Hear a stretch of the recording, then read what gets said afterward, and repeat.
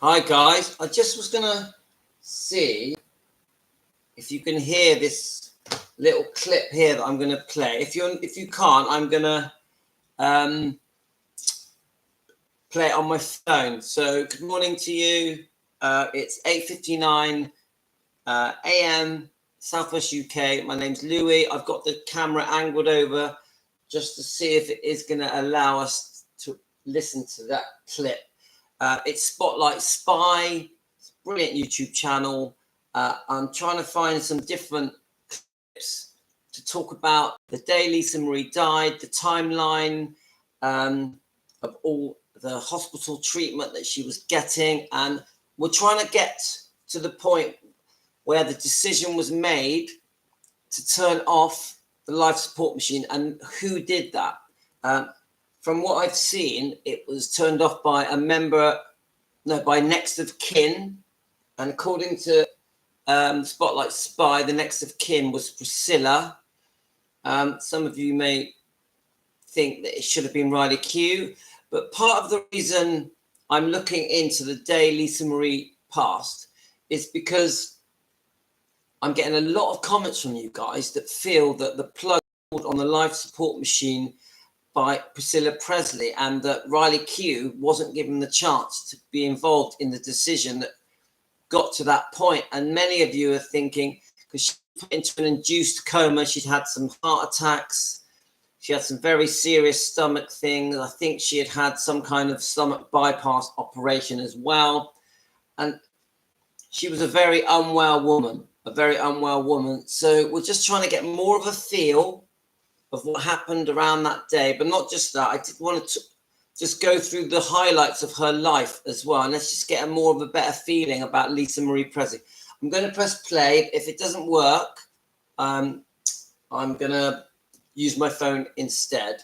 So let's give it a go, guys. I went back to my notes on the autopsy and I had to pull those up, and I'm going to go over that with you guys. There's some stuff I didn't include in the autopsy video that I did before, and that's the timeline of events that I was able to derive from the autopsy report. But I want to go along the day, and let's decide, based on what I've got, when Priscilla may have received a phone call that Lisa Marie had already died. So at 10:37, the 911 call was made. At 10:43, the paramedics were on the scene. At 11:17, she was given CPR and epinephrine. At 11:21, she arrived at the hospital. At 12:28, she had a cardiac arrest. This was a subsequent cardiac arrest, so she had already had one prior to the 911 call. So at 12:28, she had a cardiac arrest. And then at 1 p.m., she had another cardiac arrest. And then at 1:15 p.m., they put in a temporary pacemaker. So 101, heart attack, 1:15, they were able to get circulation, gave her a temporary pacemaker. A couple hours later, 4:48, she started to decline. She had another cardiac arrest. So 4:48 to 5:08 is when she was pronounced dead.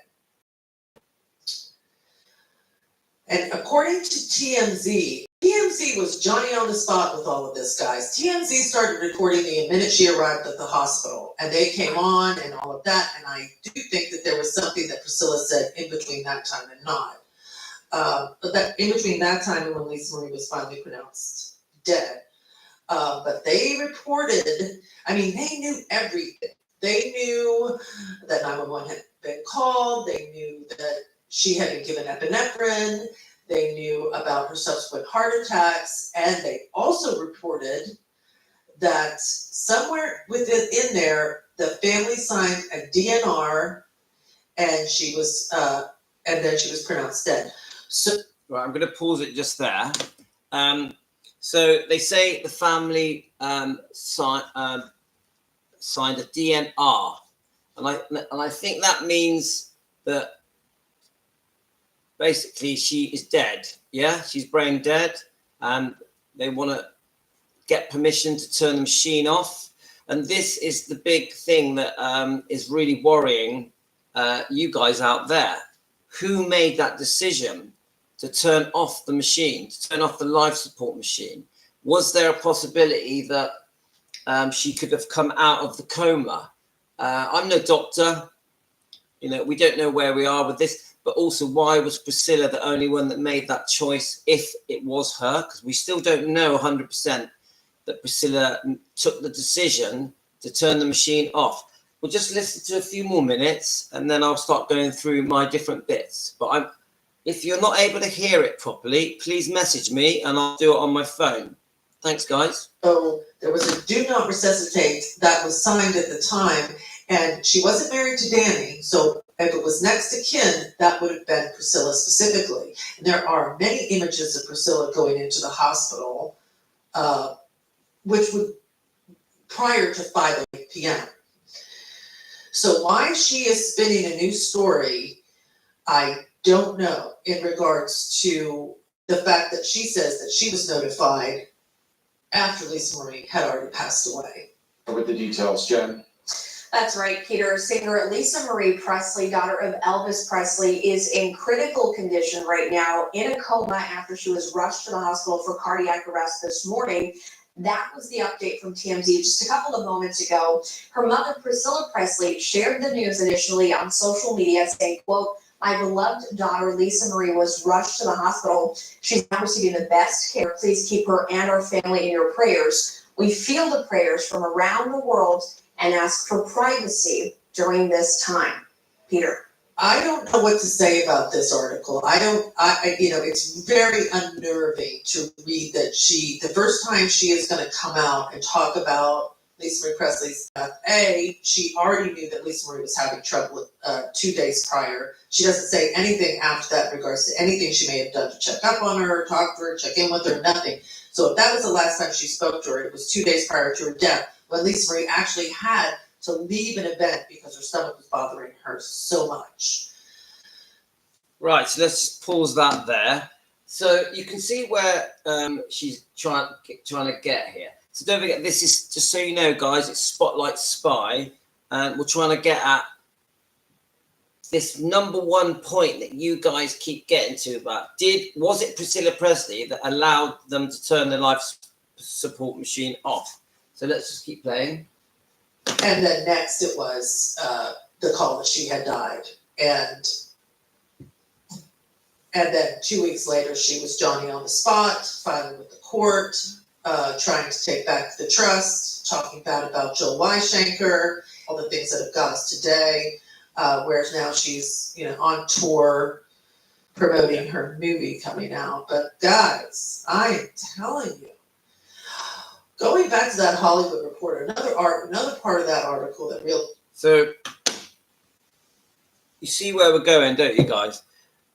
To me, it's really trying to understand and break down in detail, hour by hour, minute by minute, really. And I did take a picture of this timeline.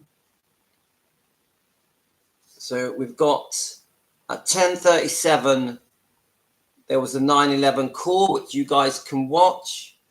Actually, let me just see if the 9/11 call comes, and I'll see if I can play it to you. Let's have a look.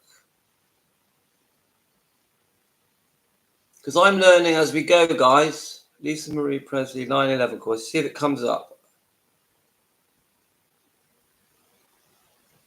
I know this is quite upsetting for you guys.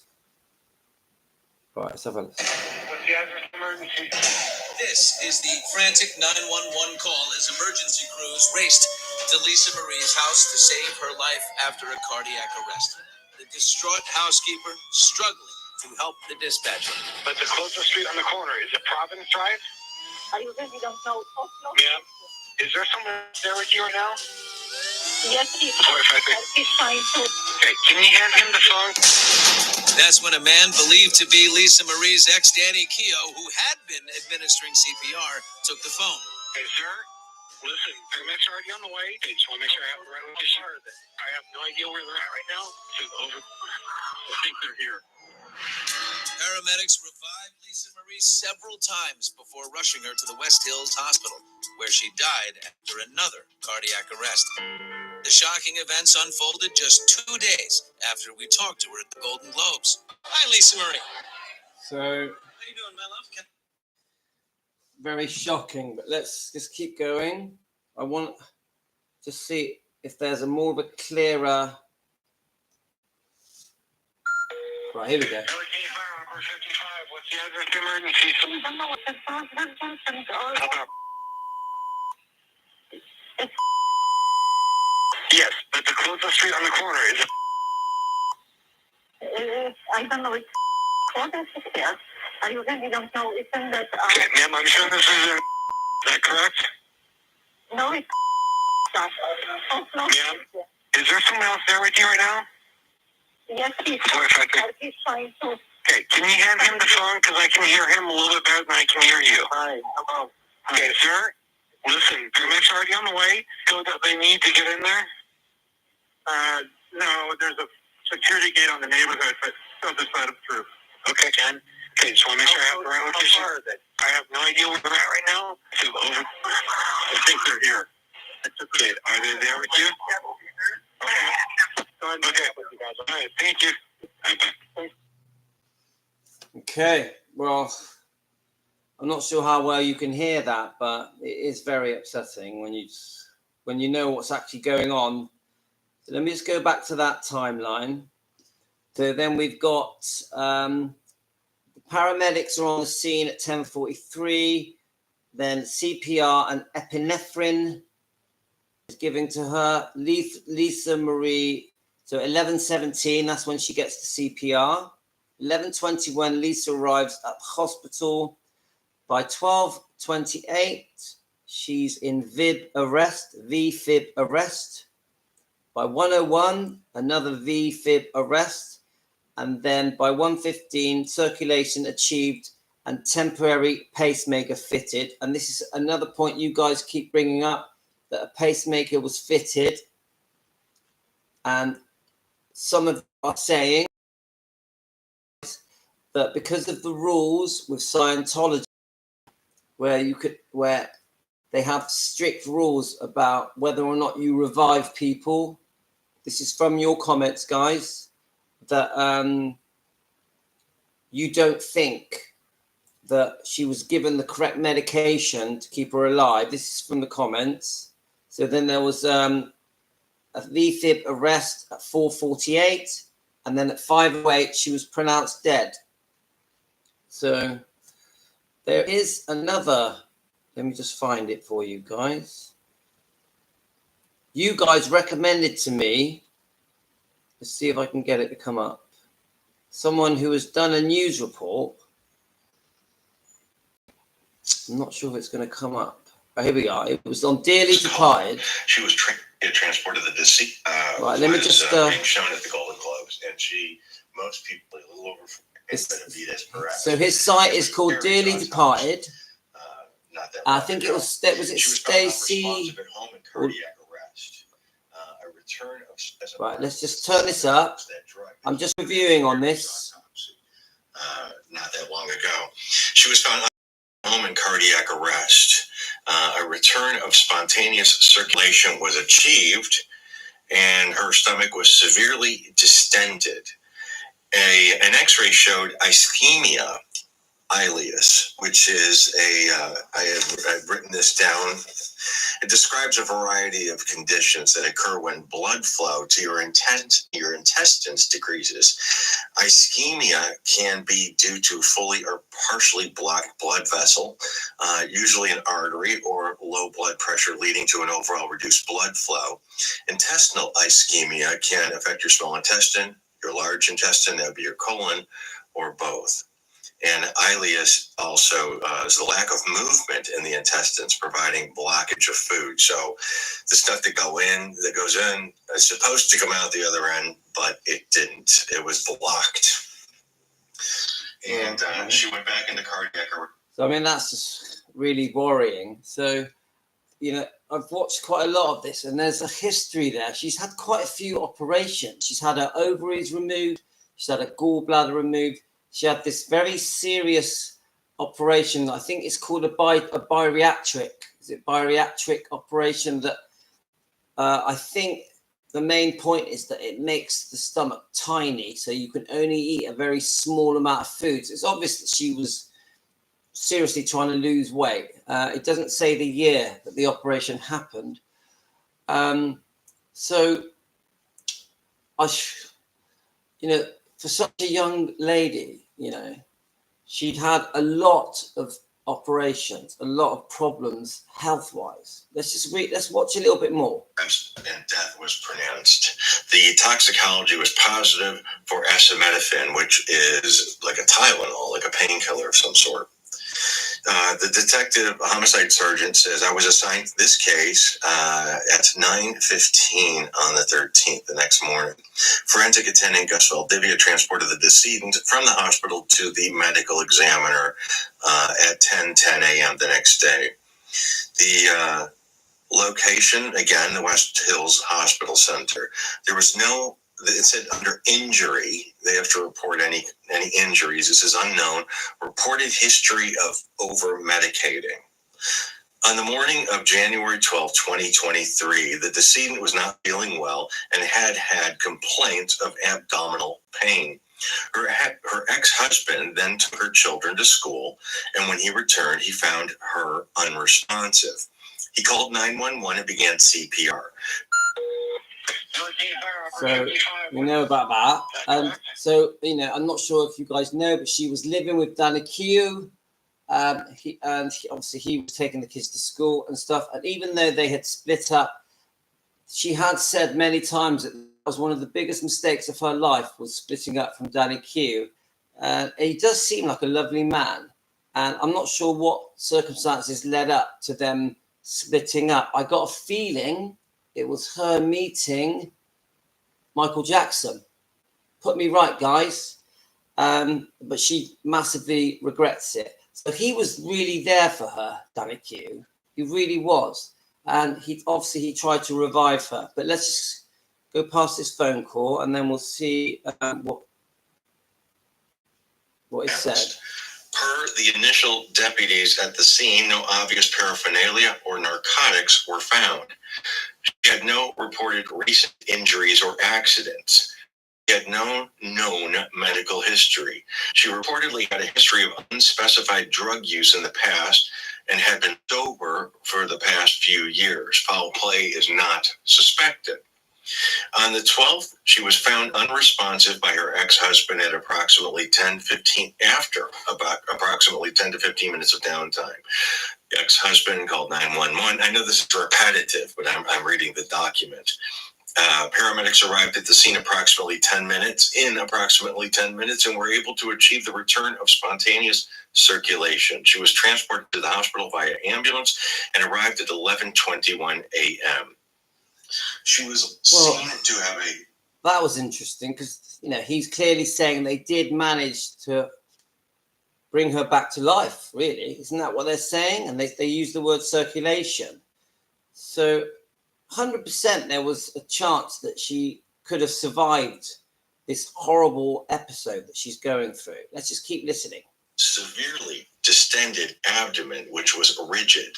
While in the emergency room, the decedent went into VFib arrest at 12:28 and again at 1:01 p.m. After a return of spontaneous circulation was achieved, a temporary pacemaker was inserted at 1:15 p.m. She was then admitted to the ICU for further management. A head CT showed evidence of severe anoxic brain injury. Now that is the loss of oxygen. And they always say, if you lose oxygen, if you stop breathing, you'll get brain damage. It usually takes a few minutes. They say around 4 minutes for that to happen. But after 4 minutes of no oxygen to the brain, it starts breaking down, thus brain damage. A CT of the chest, abdomen, and pelvis showed a very distended abdomen, concerning for ileus, which is, again, that lack of movement of the waste going through, which should be going out the other end and just wasn't. A urine toxicology screen was negative.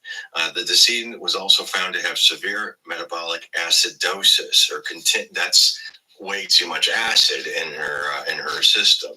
Her condition continued to decline. You know what upsets me about this is she was in a lot of pain, guys. This girl, poor Lisa Marie, And you know, she was complaining about pain as well. She must have really suffered. I don't say that lightly, but this was not a nice, easy death here. Not that there is a nice, easy death. This was a very, very painful death. It must have been absolutely excruciating for her. And she probably doesn't even know what's happening. And this very severe blockage that she had. And I read yesterday, that 80% of her colon had died. Can you imagine that?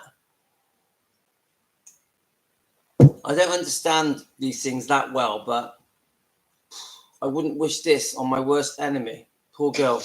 And she went into cardiac arrest at 4:48 p.m. Despite all resuscitative measures, she was pronounced dead on January 12, 2023 at 5:08 p.m. And this is, again, the detective writing this down. Via telephone, I spoke with the daughter, and she provided the following information. The decedent, Lisa Marie, had a history of issues with her blood sugar and blood pressure. She was taking medications for her blood pressure. The decedent had cosmetic surgery a few months prior and was prescribed opiates after. She later developed an infection and was admitted to the hospital. She was again prescribed opiates. She was then later prescribed a new medication so she could be taken off the opiates. The decedent had a history of over-medicating. She was known to forget that she had taken her medications and would take them again. The decedent had a history of alcohol abuse and illicit drug use in the past. She had reportedly been clean from both since 2015. She smoked a pack of cigarettes a day. She had experienced issues with constipation for years. She also had a distended abdomen for years. The decedent had complained of abdominal pain for the past few months. She did not seek medical attention.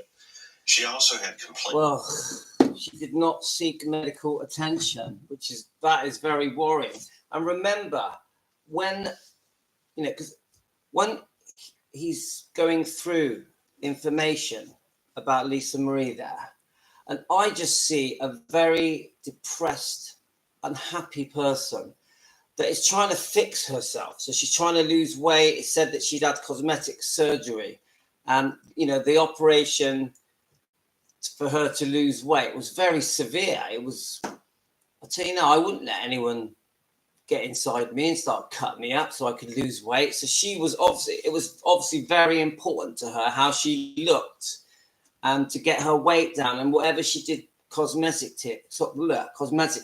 And we know at the Golden Globe Awards, guys, she looked very unwell. So I'm worried about all of it. And then we've got the different medications that she was taking, and then still a serious problem with constipation. And we all know that she could not accept what happened with Benjamin, her son, and that really once Benjamin had passed, she couldn't face life. But I do get the feeling that because she was trying to do all these things to fix herself, like cosmetic surgery and losing weight, that she was getting ready to sort of come back and try and prove herself so that she could be there for her kids, for the twins. So I don't think this is someone who had given up. I think she had gone through a phase of, I've given up, I don't want to live because I can't live without Benjamin. I think she had that phase. But the bits of info he's telling me here is that she's getting ready, really, to put herself back out there into the public.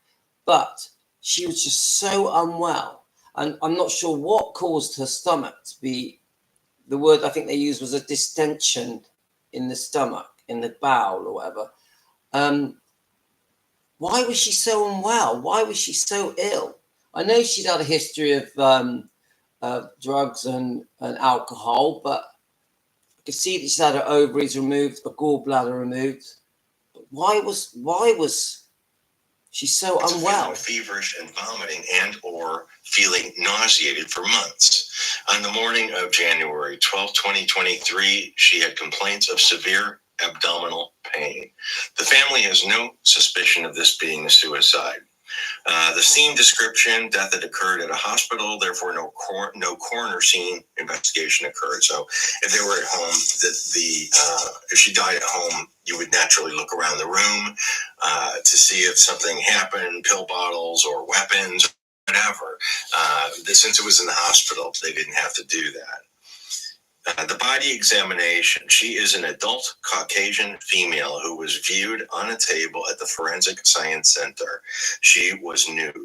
Multiple medical appliances were seen in place. I think I get the general idea with this is of the, just so you know, the YouTube channel, and thank you so much. I'm using your description of events to help me understand what happened to Lisa Marie that day, and it's called Dearly Departed.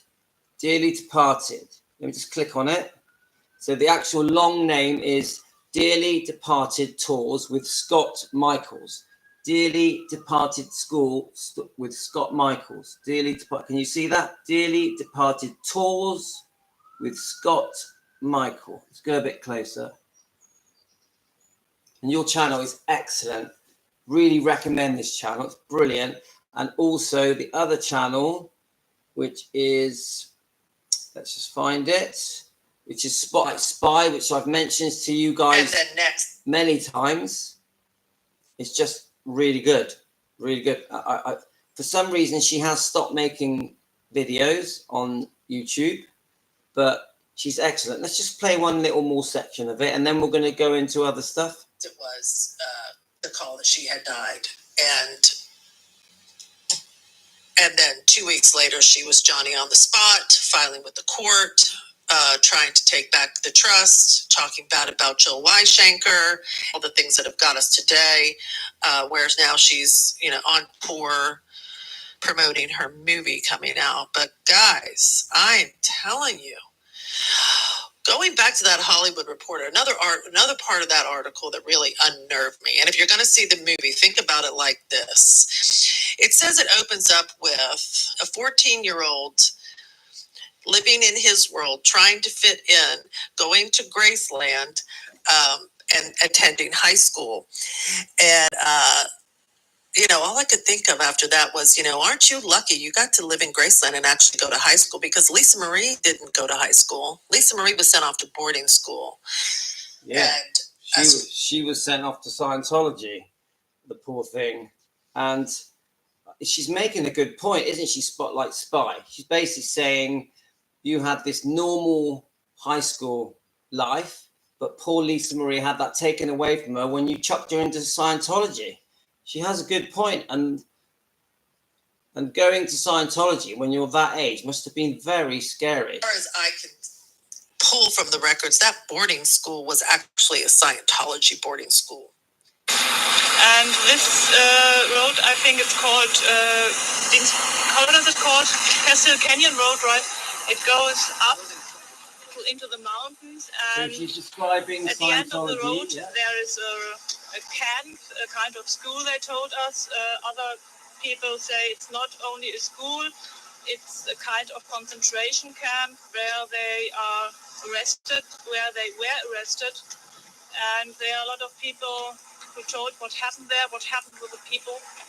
And there's a man called Tabayoyo, and he was the architect, the builder of this area. It's called Happy Valley. And it's a real happy valley where people are arrested, and they say it's a school, and they educate their kids, witch kids, and they don't answer the questions when you ask them what happened up on the hill. And so, she dropped out as a junior. She didn't. I thought that joining the Sea Org is the most important thing they could do in their lives. Many Scientologist parents sign over custody of their kids to the Church of Scientology, just so the kids can join the Sea Org as young as 14 years old. A requirement for joining the Sea Org is signing a billion-year contract. Yes, that's right, 1 billion years. And she went on to marry Danny Keough, who was Very worrying. All of it is very worrying. I know how passionate you guys are about the fact that Lisa Marie was sent to Scientology by her mother. So, and the damage that done, and probably the damage it did to Benjamin as well. Because come on, it didn't end well, did it, for Lisa and Benjamin? Just all of it is just so sad.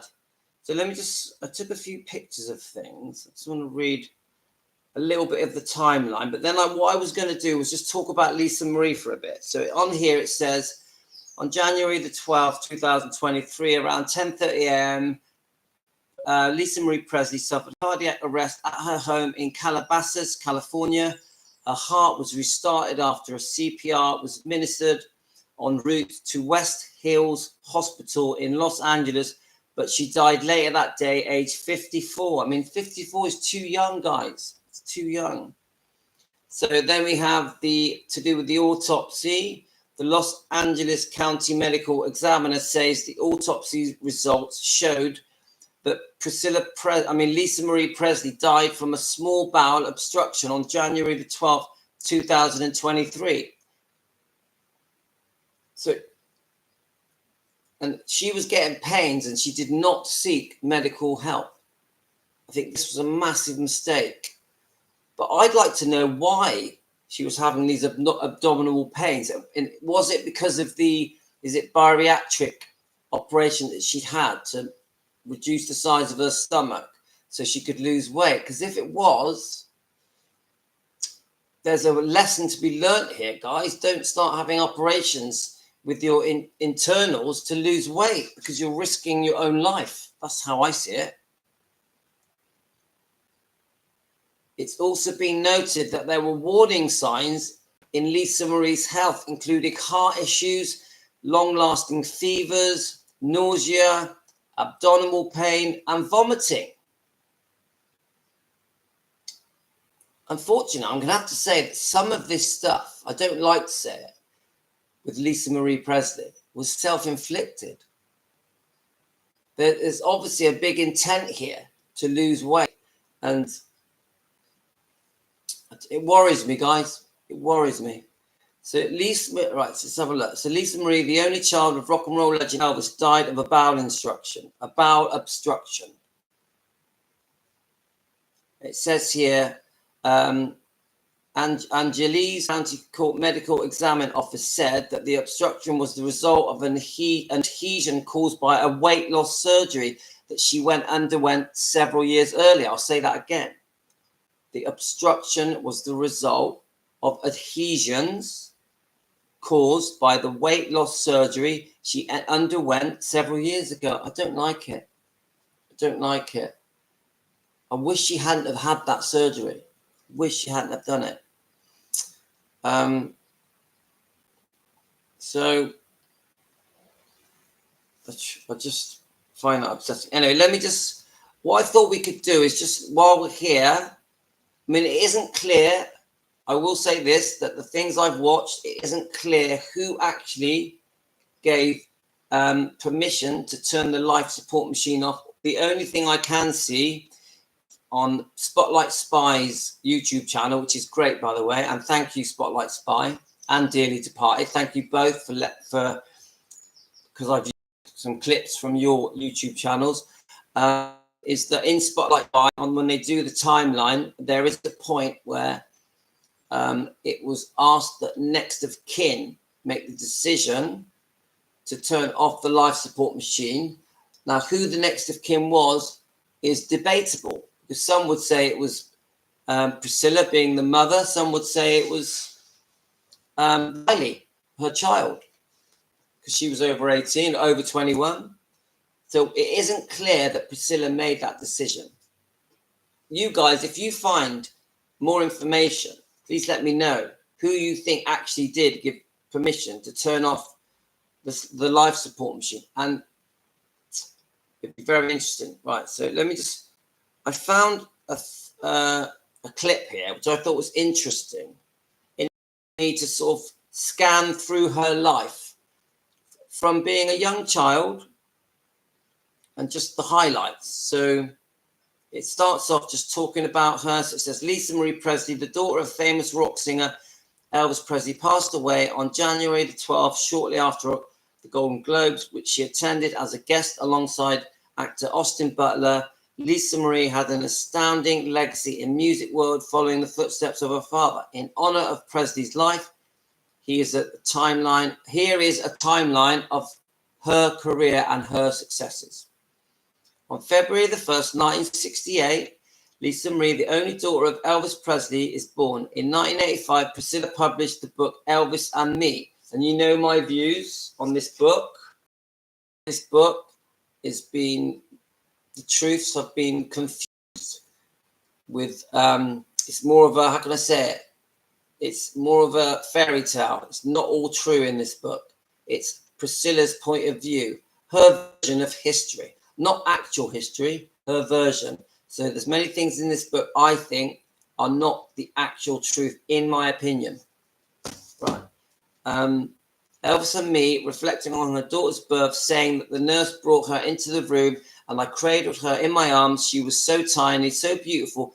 Elvis came into the room and kissed me and was thrilled. We had a perfectly normal baby, a healthy baby. Then took us both in his arms and held us. Beautiful. And I think it was beamed around the world, and that there's got beautiful pictures showing them stood on the steps, isn't there, holding Lisa Marie.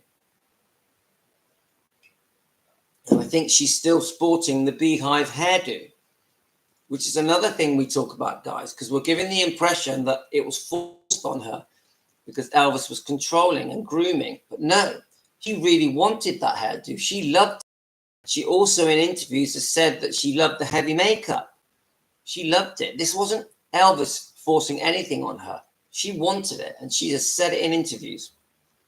Right. So on August the 16th, 1977, Elvis Presley died, and Lisa Marie was 9 years old. Her mother told People magazine in 2005 that the rapport between Lisa Marie and her dad was very, very special, and they connected on a very deep level. And we know this, don't we, guys? The most important thing in Elvis's life was 100% Lisa Marie Presley. She was everything to him. And we know this because in his will, he left everything to Lisa Marie, didn't he? Obviously, the father was involved as well, but and Minnie May. But I've watched many interviews of Lisa Marie talking about her father and the closeness they had. It was very, very special. Very special. And I don't think Lisa Marie ever accepted the passing of her father. I don't think she ever got used to it 100%. And I think even though she was 9, that she completely knew what was happening. I know that in Priscilla Presley's interviews, she says that Lisa Marie, on the day of the death, because obviously she was there at Graceland, went off out and played with a friend and was using the go-kart. But I think it affected her deeply, deeply, much more than Priscilla Presley realizes. But 1993, after the death of Elvis's father, mother and sister in 1979 and 1980. I don't know why they've used the word 1993, but okay. After the death of the father, mother and sister in 1979 and 1980, Lisa Marie was left the sole inheritor of the rock star's estate. So 13 years after the inheritance, Lisa Marie formed the Elvis Presley Trust to continue the successful management of the estate. Well, that did happen, but it was Priscilla that formed it. I know that Priscilla was on behalf of Lisa Marie because she was in charge of the trust on behalf of Lisa Marie. So I think more, this is when Priscilla steps in with the Elvis Presley Enterprises. Anyway, in March the 8th, 2003, Lisa Marie begins her music career, making a Billboard chart debut with a single "Lights Out," which so it didn't actually do that well. It had adult pop airplay, reaching number 18 and number 34 just 2 months later. Let's have a look. In 2003. Presley drops her debut album, To Whom It May Concern. The album reached number 5 on the Billboard 200 And that month, 10 years after its release, the singer told Extra that her father's music is probably embedded in her, saying, "I could only hope that he would be proud." So I think that album, by the looks of it, was quite successful. And she had her own style, didn't she? The way she looked, her husky voice, it was completely different to Elvis. But she wanted to be different. She wanted to be successful in her right. She was very proud of her father and his success. But she wanted to be seen as Lisa Marie, not as Elvis Presley's daughter, even though obviously she worshipped her father. Billboard's review and the album shortly before it received its ranking on the chart, saying there are some searing depths into rock and roll's most famous princess. She has some estimable chops, both as a singer and a songwriter. Yeah, and she was a very talented songwriter, and her songs were very deep, very deep. If you read the lyrics in many of her songs, you can tune into many of the things that she was thinking, including Elvis, including things that had happened to her in her past, like, for example, the Michael Edwards thing, where she said that he was a sick individual. I think this was in one of the songs. Even her relationship with her mother, she wrote a song that was specific to that as well. So in April the 5th, 2005, just 2 years after her first debut album, Presley released the follow-up, Now What? The album debuted at number 9 on the Billboard, and Dirty Laundry reaching number 36. So May the 15th, 2012, after watching over Graceland for years, Lisa Marie returned to the music scene. So she's had a gap here, or quite a large gap, 7-year gap. Years later, her third album, studio album, Storm and Grace, it hit number 45 on the Billboard and had a number 21 top rock album. Right, here we go. So this is jumping right forward. January the 10th, 2023, the singer's last physical appearance was at the 80th Golden Globe Awards, and Presley was supported the film to her father, Baz Luhrmann, 2020 biopic Elvis, starring Austin Butler. That night, Butler won the Best Actor in Drama and Motion. Now, I know that she absolutely loved this film. She absolutely loved it. I think her and Priscilla were blown away by this film, and they adored Austin Butler, but also they really did have a great friendship with Baz Luhrmann, who did try and do as much as he could to please Priscilla and Lisa Marie, and met them many times. I know Austin Butler met Priscilla and Lisa Marie. Lisa Marie was very proud of this film, very proud. And we also know that when she found out about Priscilla making this movie with Sofia Coppola, that she was gutted, because all of the good that had been done in the Elvis film with Austin Butler, she felt it was all going to be thrown away, and this new Priscilla film was going to paint her father in a very bad light and make him out to be some kind of depressed, drugged up pedophile. So she was begging Sofia Coppola not to make that film, and begging Priscilla to not be involved with the film. But Priscilla, it just fell on deaf ears. Priscilla was determined to make that film. And even after the death of her poor daughter, and this really shocks me, she still went around the world promoting that terrible film. And it is, guys, it is a terrible film. It's very, very boring. And the storyline is crap. I will be fair, the sets, the sets of Graceland and Germany in the 50s are very good. Even the clothing and all the rest of the stuff. But it's a very boring film that doesn't really go anywhere. The guy who played Elvis, Jacob Elordi, just is nothing like him, doesn't sound like him, doesn't look like him, doesn't act like him, nothing. I think Kaylee Spacey was quite a good choice because she really does look the part. She really does, but she doesn't do much acting in it because it's more her just making facial expressions and smiling. She hardly speaks, but she was a beautiful girl. And the way they dressed her up and did her hair and makeup, she looked brilliant. She really pulls that off.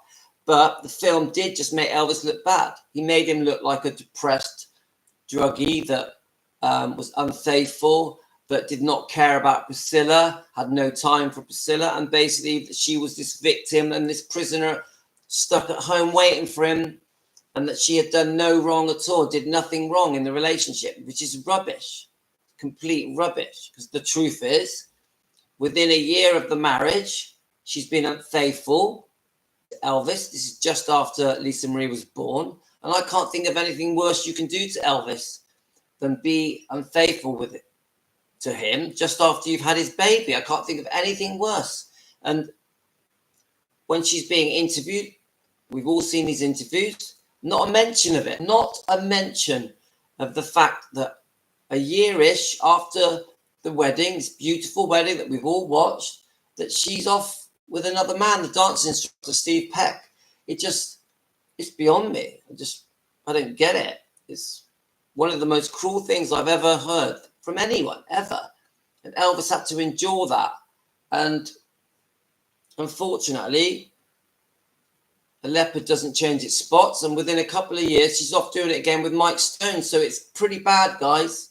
Pretty bad. Priscilla's behavior is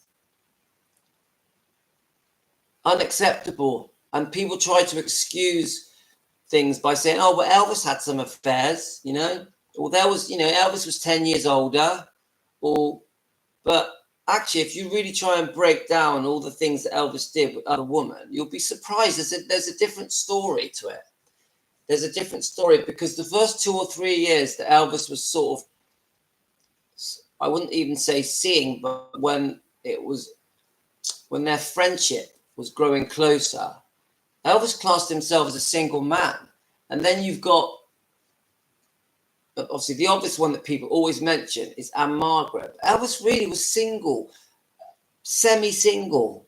And even with Anne Margaret, we don't truly know what happened, do we? We don't really know. I know people automatically say, oh, he was seeing Anne Margaret, he was seeing Juliet Prowse, and other co-stars, and you've got the girl off the 68 come back. Do we really know if Elvis actually was unfaithful? You know, he probably was. But no one really knows if he was having sex with these people or if they were just very good, close friends. Because many say that Elvis would just like to stay up and chat and read his books with all these different female friends he had. So we don't really know. Now, after 68, when he's caught at being unfaithful, which means their relationship is basically over, I do think he did try to fix things after 68. I think they had a holiday and many trips, but the truth is, as much as Elvis tried to fix this relationship for the sake of Lisa Marie, by 71 she's had this year-long affair with Mike Stone, and then that's led on to the divorce. She wants the divorce in 72, and by 73 it's all done, and she's gone, and she's hungry for money and men, isn't it? Really? Money and men. That's what Priscilla wanted after 73. And it got worse and worse. Because as it went on, she had different boyfriends and wanted even more money, which nearly drove Elvis to bankruptcy, where she ends up getting this deed of trust on the Graceland property, this charge, this lien on the Graceland properties. And then this is just building up now, right from 74, right until the day Elvis died, that all this horrific stuff is happening to him by this girl that he met back in Germany, and she's really going for him, and then spends the rest of her life saying that he was the love of her life and that he was the one, and that she was devastated when he died, even though the way she treated him from 68 onwards was disgusting and very cruel and very greedy. So every time I see these interviews, her saying he was the love of my life, I want to scream. Because it's just so not true, guys. Because your actions speak louder than words. Your actions say how much you love someone. Yeah? Not, you can sit in a chair and be interviewed by whoever you want and say whatever you want. It doesn't make it true. But you can look back at the actions. Yeah? from 68, the time when she was unfaithful, just after the baby was born, and all the different things that happened. That is the real truth here. All the different lovers that she had. And there were so many. There were many, at least 17, lovers. So, and many of them long-term relationships. I mean, she was with Michael Edwards for, I think, 6 to 7 years. We know she was with Marco Garibaldi for over 20 years. So to keep saying that Elvis was the love of her life is ridiculous. And yes, Eric Crawford. Hi, Eric. Priscilla's last gasp of living off Elvis's fame. She couldn't go out with class. She had to take one more shot at it. You know, guys, I'm very upset with how Elvis has been treated by Priscilla. Very upset. So then you've got, I just really feel that, I keep saying this, guys, I really feel that Priscilla thinks the fans are a bit stupid. I get that. When I'm watching all the different interviews, all the documentaries that were released with her and Jerry Schilling, because they made many, and books, so, I just think, you know, things like this, where it's twisting the truth. I know that the Priscilla worshippers believe every word she does. When they see her in interviews, they believe every word of it, yeah? But us Elvis fans, you guys out there, we're not stupid. We're not stupid. We know Elvis's life. We've studied his life. We've done our research. We've deeply looked into things. And unfortunately, this constant trail of lies that is coming out, has been coming out for nearly 50 years, she thinks we've all fallen for it. We haven't fallen for it.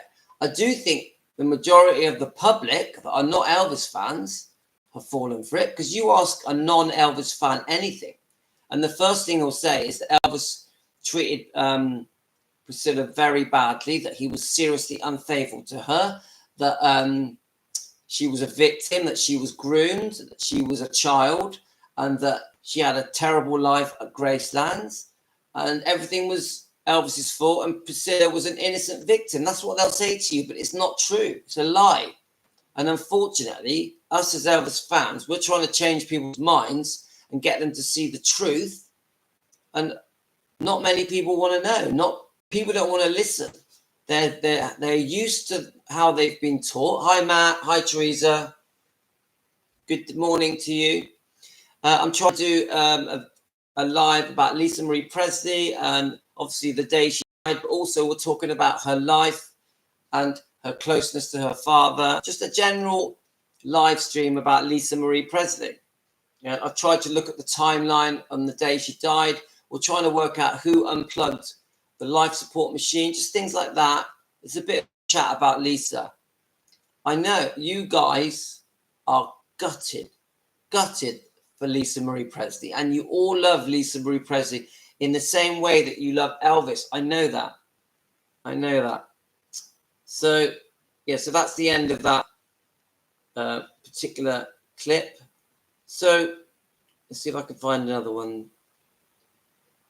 So this is discussing the weight loss surgery. Lisa Marie Presley's death is tied to weight loss surgery years ago. And I'm gutted that she had this weight loss surgery, because I do think that this weight loss surgery ultimately did cause her death. I really do. Rosalind, how are you? Lisa was our last link to Elvis. Lisa truly cared about Elvis's legacy. I don't think Riley is even proud of her grandfather, except for her and the twins' financial future. Now, Rosalind, thanks for your comment. Remind me where you're from. All of you, if you can, tell me where you're from. I always love to know where you're from. Please subscribe as well, because many of you are watching my live streams and you're forgetting to subscribe.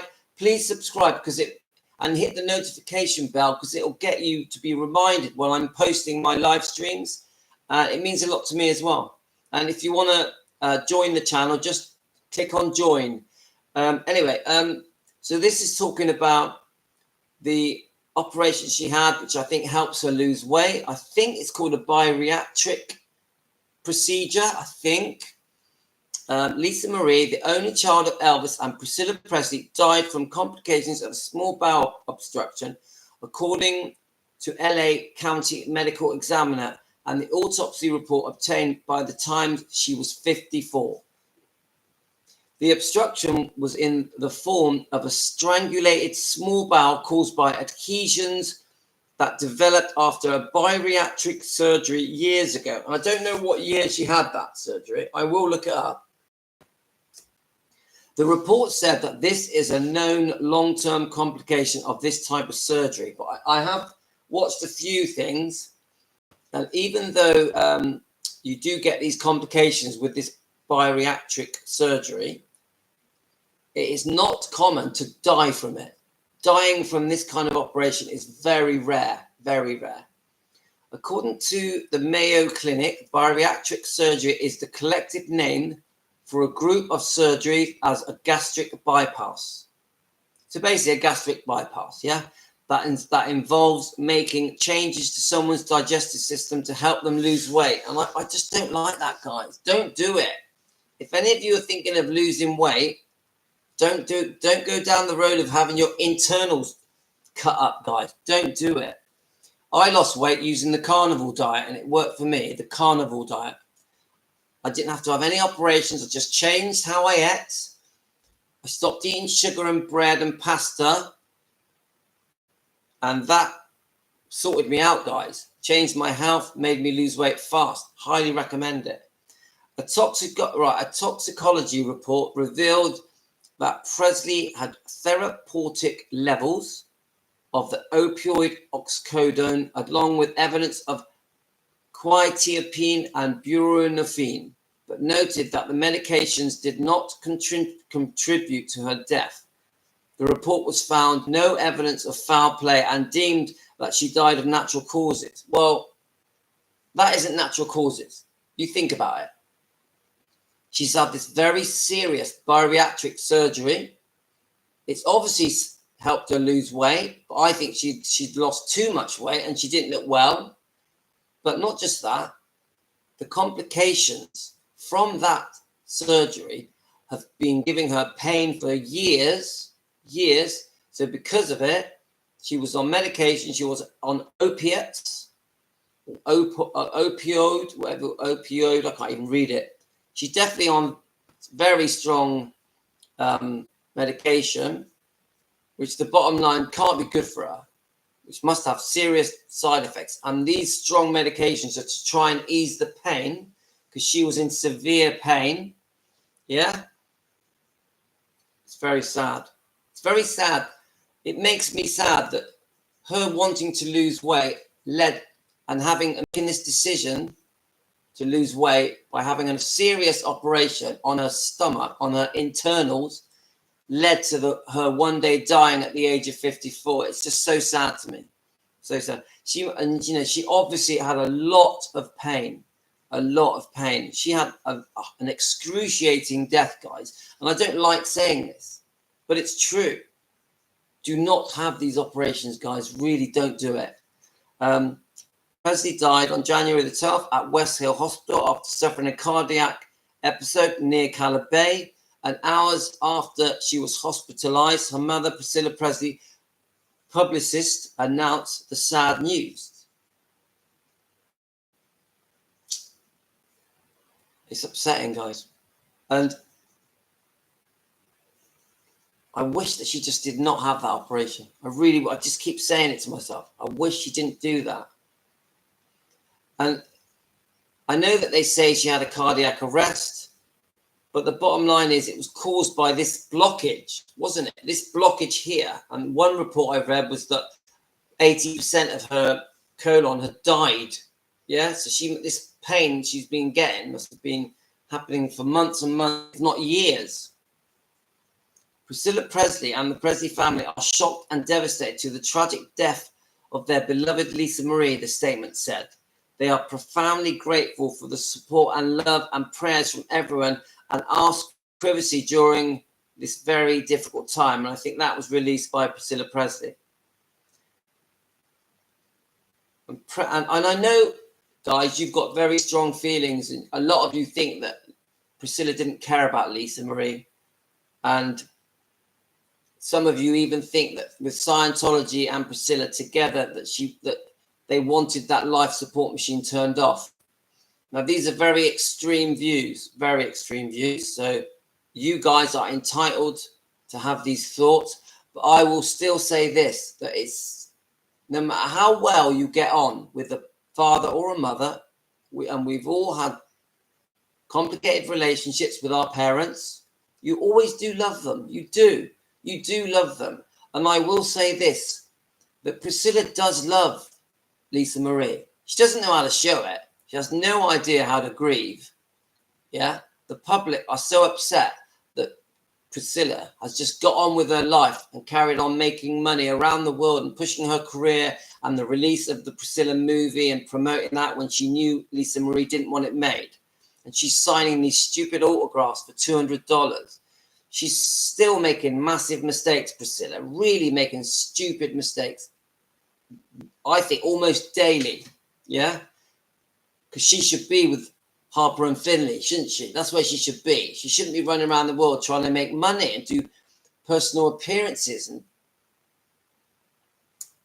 it doesn't add up to me, guys, because I think Priscilla does love her daughter. Of course she does. How can you not love your child? But now, do I think Priscilla was a good mother? No. I think Priscilla was a terrible mother. I think sending her off to Scientology was disgusting. And she did use her nannies way too much. And we know that there were times when Priscilla only wanted to, when Lisa Marie wanted to be with a nanny and not with Priscilla.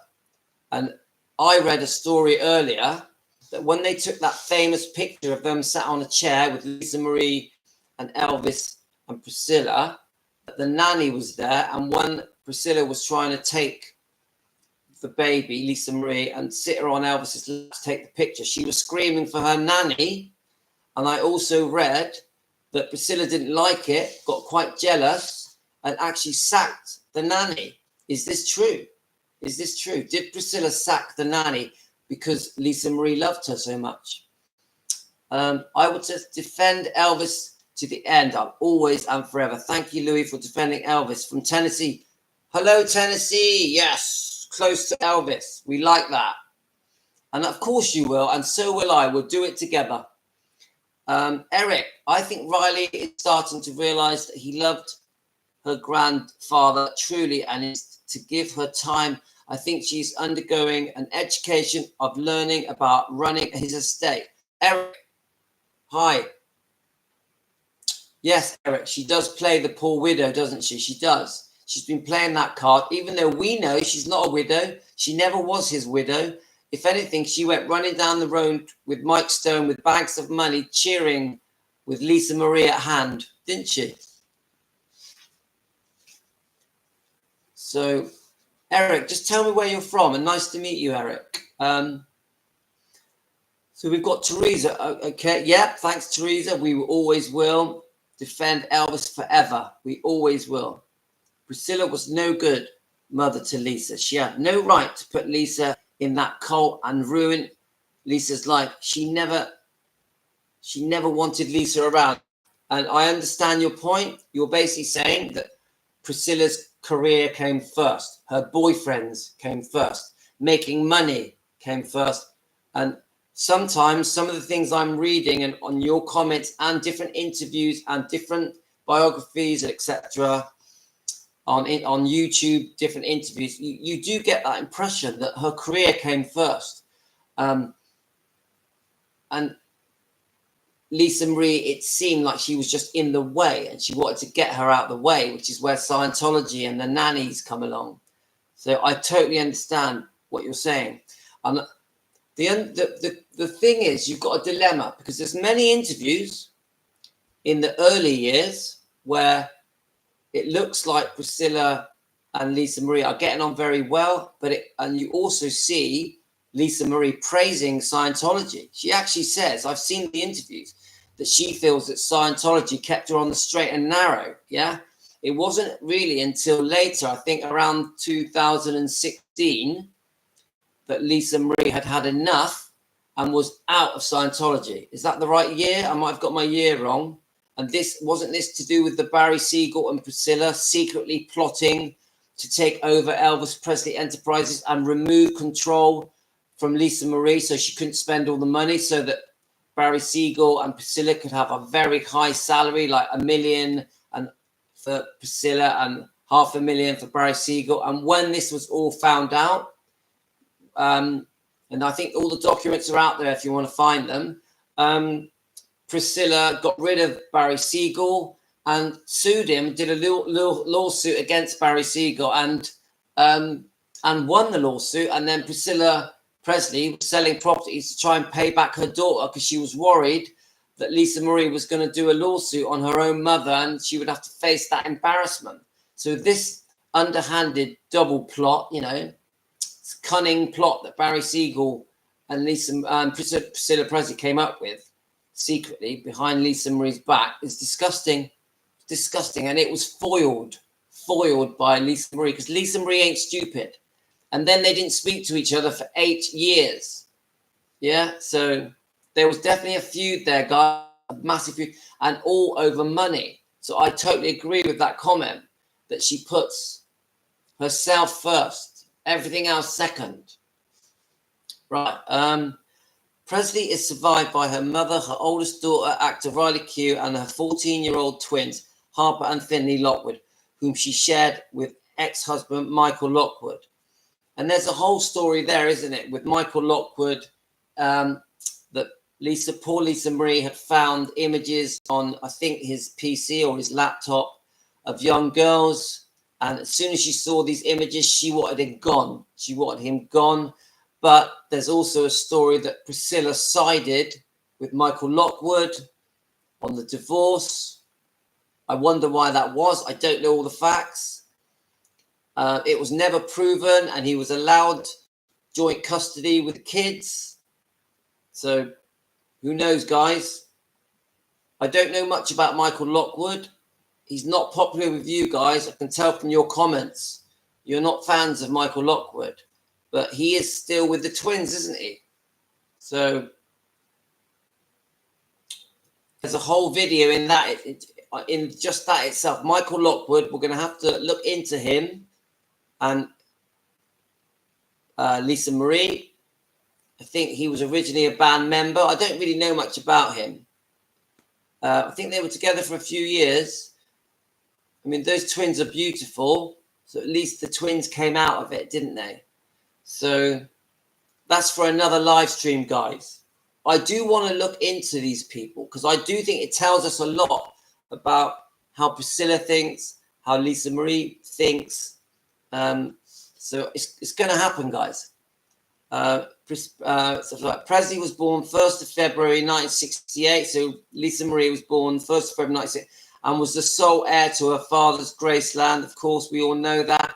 But even that is complex because they sold off 85% of Elvis Presley Enterprises, which I think was actually originally set up by Priscilla and Lisa Marie to protect everything for the music rights and the copyright and for expansion plans.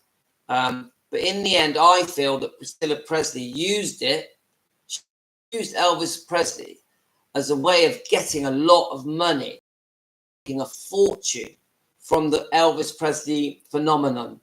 Yeah. And then at some point, and this is where I think the Memphis Mafia are involved, and Jerry Schilling, they were all making money from Elvis via Priscilla, through Priscilla, because she was the boss on behalf of Lisa Marie. We know that Lisa Marie at 25 allowed Priscilla to carry on running Elvis Presley Enterprises. I think it was 1993. She turned 25, and Graceland. So Priscilla, it was a massive cash cow for her. Gave her an amazing career. We know that her acting career completely flopped. So the cash cow was always Graceland, Elvis Presley Enterprises. It always was, and she did have to really ultimately she needed Lisa Marie's permission, didn't she? So in old interviews, it does actually say that Lisa Marie was present at a lot of these company meetings when they were making decisions for Elvis Presley Enterprises. But I think Priscilla, this is just an opinion, it's not fact, did some very sneaky business using Elvis Presley Enterprises as the cover. Yeah. So I'm going to do a video soon all about Vernon being the reason why Graceland Museum was turned into a living museum. Because many of you keep messaging me that Vernon is the reason Graceland became a museum, not Priscilla. And we're going to do a big video on this. We're going to do a video on what led up to the decision for Gracelands to be made as a living museum, open it to the public. And we are going to look into if it's true, because Priscilla has always said that she stopped Gracelands being sold, that because she didn't sell Gracelands is why Elvis's legacy has been kept alive, which is complete rubbish, because we know damn well that whether that building was sold or not, there's no way Elvis was ever going to be forgotten, and nothing would have changed his legacy, nothing. So Priscilla thinks, in her interview, she said, sold off, that Elvis would have been forgotten, which is crap. Anyone that tells me Elvis would be forgotten because a building could have been sold is talking out of their arse. Sorry, guys. So we are going to do this video. I'm not sure if I can do it today because it's my son's prom. It's my son's graduation. So he's only 16. So it's just, he's leaving the school that he's attended. So we're all going to go there in the Volkswagen split screen 1967 camper van and celebrate his last day at school. So I'm not sure if I can do it today, but I'm definitely doing this. Who is the reason Graceland was not sold off, and whose idea was it to open Graceland as an open museum for the public? We're going to find out the truth, guys, because I don't think Priscilla's portrayal that it was all because of her is fair. Completely unfair and untrue, in my opinion. Vernon was a big part of it. We know about Jack Sodden stepped in to help it all happen, and he does sound like a good guy, but we're going to look up Jack Sodden as well. Let's have a look where we are. So, sorry guys, I'm missing your messages. Rosalind, I will defend Elvis to the end, always and forever. Too right. Right, let's have a look. Eric, you are from Powder Springs in Georgia. Thank you. And you say you love my show. Thank you. It's our show. Welcome to the family, Eric. You're part of our show. Yeah. And I'm really pleased to meet you, Eric. And I love comments. Philomena. Hi, Philomena from Australia. What time is it in Australia? If Elvis was here, none of this would have happened to Lisa. This is Teresa Mazzini. If anything, the only thing she cares about is money and what mothers would do to their own daughter for money. Then we've got Nadia. Hi, Nadia. Poor Lisa Marie. She died of similar causes than her daddy. Yeah, well, we know that Elvis had a twisted colon, an enlarged heart, like glaucoma, and many other things. And we are going to do a video, a live stream, all about the illnesses that Elvis had, so we can try and understand just how many of these medications Elvis was on that he truly needed. And I think there were many, many, many. Elvis was in a lot of pain and very uncomfortable and had some serious, do we call it autoimmune illnesses, serious ones. And they say it was from the fact that Gladys's parents were first cousins, which was very common back in the 40s and 50s. To marry a cousin was quite common. Let's have a look. Nadia, I agree. It sure seems to have had the same problem. Bless his heart. Well, do you know what? I will say this, Nadia, that this situation where she had this bariatric surgery, so she could lose weight, and this is very serious surgery. You know, I think they call it a gastric bypass or whatever it is. It shouldn't have happened, guys. I think that's what led to her death. I don't like to admit this, but she did something that in the long term ended her life. It's very sad and gave her years of pain,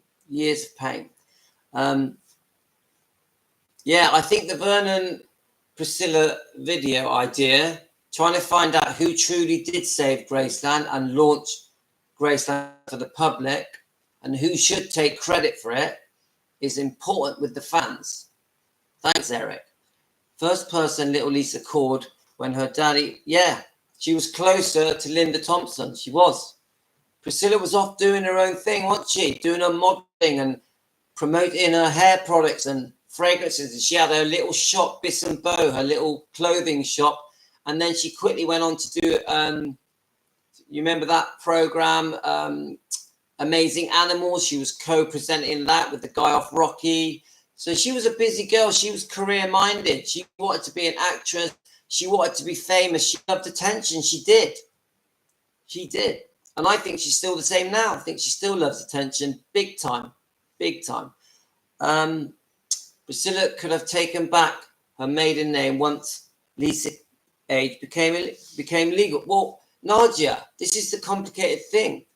Priscilla had given up the name Presley in the first divorce settlement in 73. It was finalized, I think. So why did she take it back? Why? It doesn't add up. Who takes back a name after they've actually agreed to give it up? And people have told me that it was in the divorce decree. I haven't seen a document saying it yet, but many of you have told me that Priscilla using the Presley name or dropping the Presley name and going back to Bulow was agreed in the divorce decree. So we know it's so clearly obvious that the reason Priscilla took back the Presley name was because it was good for her career. It was a moneymaker. It was an ATM cash machine, and it opened doors for her in many ways, in promotion, in acting, TV things. It just, all of a sudden, her being called a Presley again was a massive business opportunity. So that's why she took it back. It had nothing to do with her keeping the same last name as her daughter. Had nothing to do with that. And it was nothing to do with the fact that Elvis was the love of her life, which is a big lie. Yeah. She wanted money, and she knew that using the name Presley was going to give her more of this. She was sneaky because she waited until Elvis died before she took it back, because Vernon did not want her to use the Presley name. He made sure of that when they were agreeing the first divorce settlement. Don't get me started on the second divorce settlement, because that just makes me blow my top. I mean, you know, I get carried away. Priscilla could have taken, yeah, right. And I just reading a bit more of this.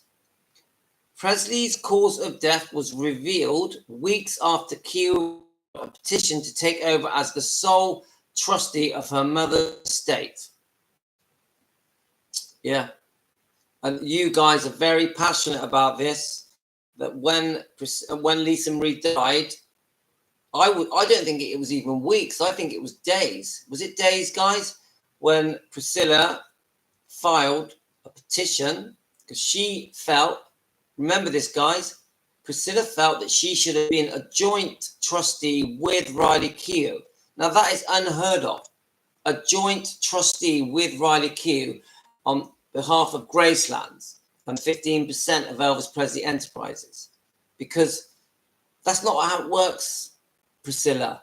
If your daughter dies, her belongings go to her children. Unfortunately, Ben had passed, so it was automatically going to be Riley, Harper, and Finley. That is correct. Not the grandmother. Not the grandmother. If I died tomorrow, I'm not going to give my possessions to my mum. God, my mum's in a nursing home at the moment. She's 80 years old, God bless her. But I'm not going to die and give my things to my mum. I'm going to give them to my children. And this is completely normal. So for Priscilla, on the death of her daughter, Lisa Marie Presley, to then be saying, no, I want power and money. No, you can't give it to I'm going to say it was fraud and say that it's not her signature and say that, oh, it wasn't initialed properly and that I was never notified. These are the excuses she tried to make. And all this did was force Riley Keough into a position where she felt between a rock and a hard place, because she's trying to keep Priscilla happy, and she agreed to all these terms that we are all as fans very upset about, because none of us want her to be buried at Graceland. That's the truth of it. And none of us think it's right that she got 400,000 in legal fees, and that she got a one-off payment of $1 million, and that she's now on a salary for Graceland as an advisor to Riley. None of us wanted that. All the things that Riley Keough agreed to keep Priscilla happy, to end this potential lawsuit, should not have happened. Should not have happened. What should have happened is, oh my God, I'm grieving over Lisa Marie. I've lost my daughter. I can't even think straight. I can't even get out of bed. Oh, and when I get better, I'm going to be there for my grandkids. But what did happen? What did happen? No. She tried to serve this lawsuit with Riley Keough, and then she carried on going around the world promoting the Priscilla movie that Lisa Marie did not want made, begged her not to make it, and begged Sofia Coppola to not make it, and it flopped. Thank God that the Priscilla film flopped, because that's exactly what they all deserved. You were dancing with the devil. Sofia Coppola, Priscilla Presley, thank God that film flopped, because it was so cruel on not just Elvis, but also on Lisa Marie. That film should never have happened. The damage that to Elvis's legacy and his image was horrible. After such a great movie from Baz Luhrmann, the Elvis movie, which boosted Elvis's image and reputation and legacy, then you come along soon after, hoping to also make lots of money, because let's face it, the Elvis film made a lot of money, was a massive success. Artistically, it was beautiful. Baz Luhrmann did a great job. And then you come along with Sofia Coppola, yeah? And you decide that you're going to make a film based on this, which is lies, yeah? A lot of this is lies, yeah, in my opinion. And then you trash Elvis's memory, and you undo all the good that was done from the Baz Luhrmann film, and you betray your own daughter, because you know damn well she didn't want that film released, and you went round the world promoting that film with your dead daughter in a box under the ground, and you didn't care enough to not be involved with that film. You just enjoyed the possibility that it could make a lot of profit, which it didn't. My guess is that you all lost a lot of money, which is why you're having this legal issues with Bridget Cruz. Guys, do you know about the legal issues with Bridget Cruz? There's a lawsuit as we speak.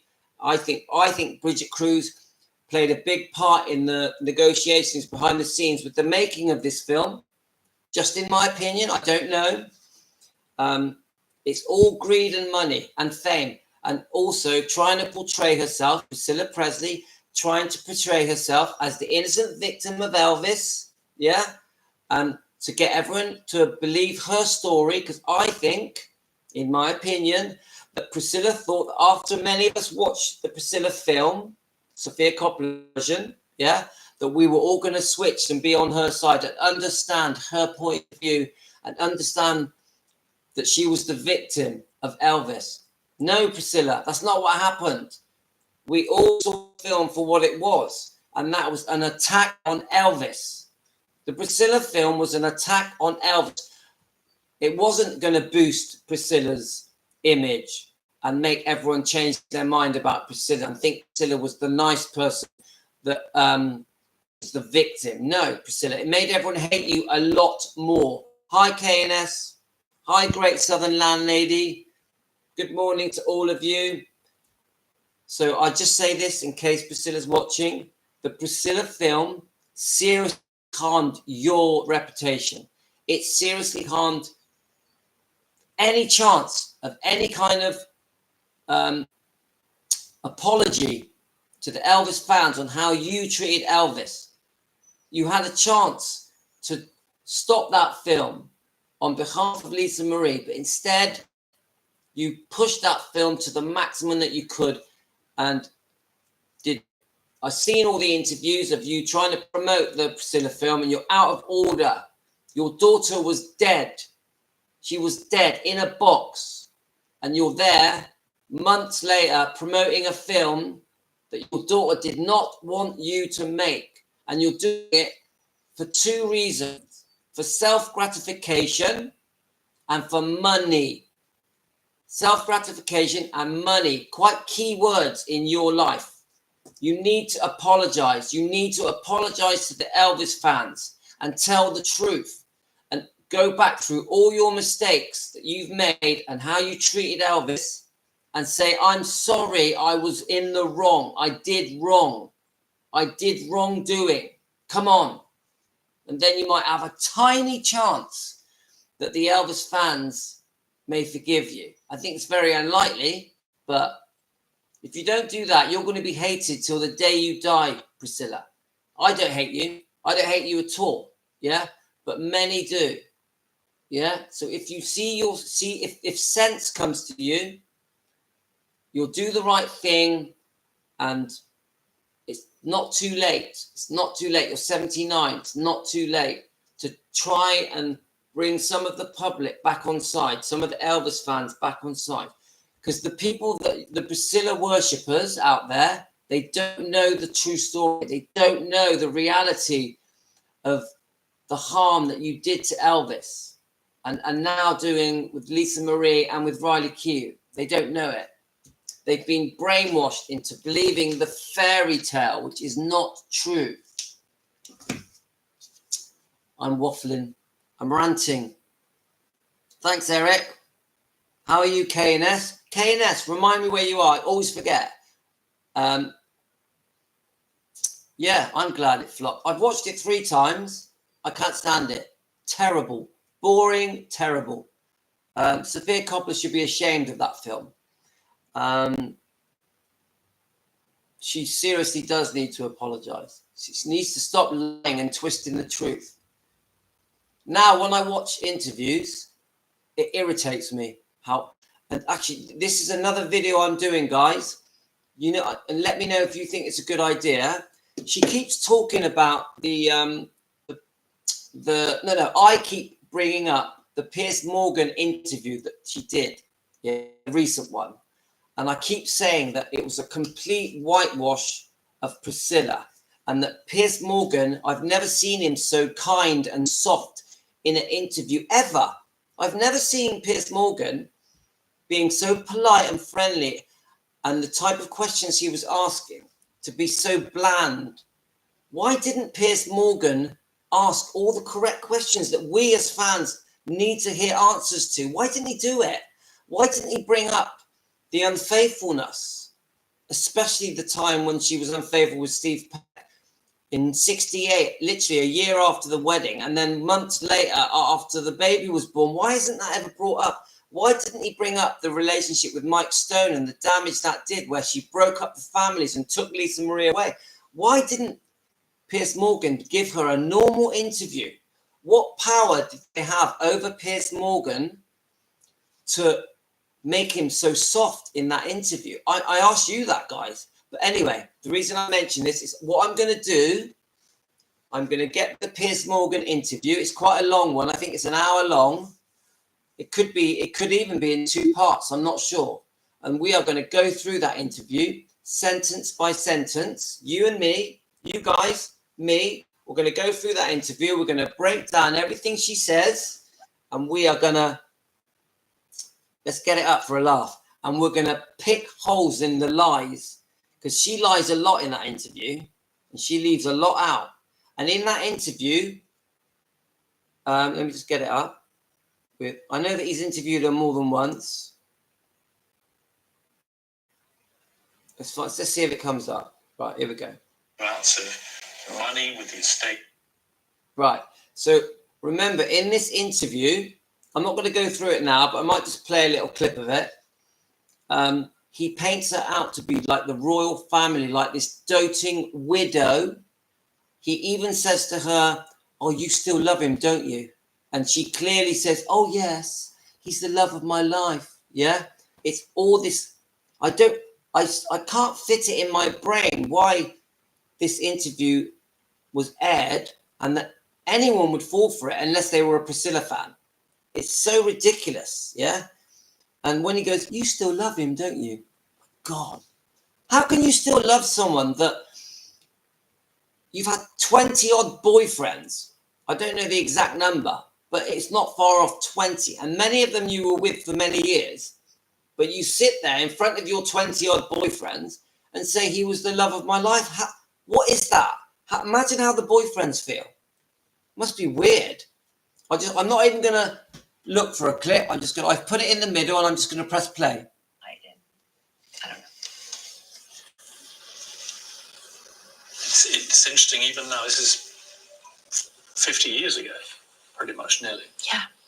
It still has a profound effect on I can still hear Joe Esposito's words. So Elvis is dead.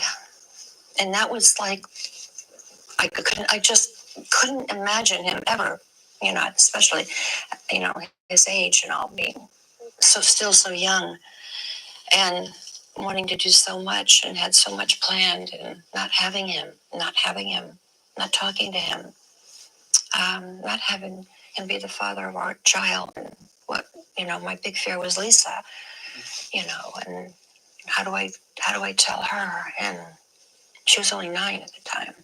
I have a daughter of 11, and I can't imagine a harder conversation to have. Right. How did you tell her? Well, So I think this bit leads up to the bit where he says, "You still love her, don't you?" So I'm going to play a bit more. But did you hear what she just said? She's literally acting like it was her husband that died. And she mentions in that she couldn't believe that he died so young. But no, guys, she knew how ill Elvis was. She had seen him and spoke to him many days leading up to the day he died. And she admits openly that she spoke to Elvis 2 days before he died. So she knew how unwell he was, that he'd put on a lot of weight, that he was over-medicated, that he had serious problems in his gut and his heart. She knew. So for her to say, "Oh, I was so surprised that he died so young." No. Elvis looked like he was going to die. If you watch his concerts, which we all have, yeah, we knew Elvis was close to death. You only got to watch those concerts. There's a few, isn't there? We knew he was close to death. It was obvious. So for her to say that she was completely surprised when he died is a lie. It's a total lie. Rubbish. told her we were going to Graceland, and she goes, "Well, what see Right, him?" And I said, and started. So I got away and Still love. Right, here we are. For the rest of the world, but for you, this is real life. This is your man that you love, still love, still love today. Still love today. Yep. He was, like I said, he was unique. He was, his personality was unreal. He was caring. He cared for people. He had wondered why him. And you fall for that, guys. I don't want to sound hateful, guys. I don't want to sound hateful. I don't hate Priscilla. This is not a Priscilla hate channel, okay? But do any of you actually believe that she still loves him? Do any of you believe that at the time of his death, she was heartbroken because she still loved him? She was in someone else's bed. On the day he died, she was in bed with another man. Yeah? In my opinion. I can't prove it. She had a different boyfriend. Yeah? She had run off with Mike Stone in 1972. Well, actually, 1971 it started. Yeah? By 73, it was all official. But 71, they were sleeping together, right? Bearing in mind, Lisa Marie's alive at this point, yeah? So she's doing this knowing she's got a tiny little daughter at hand, right? So she's having sex with Mike Stone, and then she eventually plucks up the courage to tell Elvis that she's out in 72. By 73, she's grabbed a load of money and property and cars off him, and she's skipping down the road with bags of money with little Lisa Marie, toe in hand, yeah? But now here, yeah, 50 years later, more or less, yeah, she's saying that she still loved him and she can't imagine how she could live without him. Have any of you fallen for this? Come on, let's find another bit. I'm just gonna scroll it forward and just see where it stops and just press play. Are you ready, guys? Oh, and I go, okay, yeah, okay, we'll get the cars now. And then we walked toward the car, and I hugged her, and she went her way, and I went mine, and that hug was the last hug I gave her. And it's still shocking that we don't have her. I got that call from her ex-husband Danny that I need to go to the hospital and see Lisa, that she's in the hospital. And then I thought, oh my God, this is not the first time, but I never thought that it was the last. And it was too late. You didn't see her. It was too late. Oh, she was still alive. Yeah. I mean, they say that it's the worst possible thing to lose a child. Given your relationship, how close you were, what you'd been through as a family, it must have been particularly painful, unbearable. Well, it was unbearable, I lost my mother. I lost my grandson. Come on, right. Come on, guys. Are we falling for this? Yeah? Now, remember that within weeks, she was trying to threaten Riley Q because she wanted to be joint trustee of Gracelands and 15% Elvis Presley Enterprises. We all know the story. Just after Lisa Marie had died. Yeah? So that what you've just watched on this completely cancels that out, doesn't it? It completely cancels that out. Right, let's just read some comments. Please be mindful of Elvis and Priscilla's grandchildren. Oh, I am. Don't you worry about that, KNS. I'm very mindful of Elvis because they need to know the truth. They need to know the truth. Nothing will stop me saying the truth. And the way that Priscilla treated Elvis, and then, okay, let's jump forward to how she treated Lisa Marie.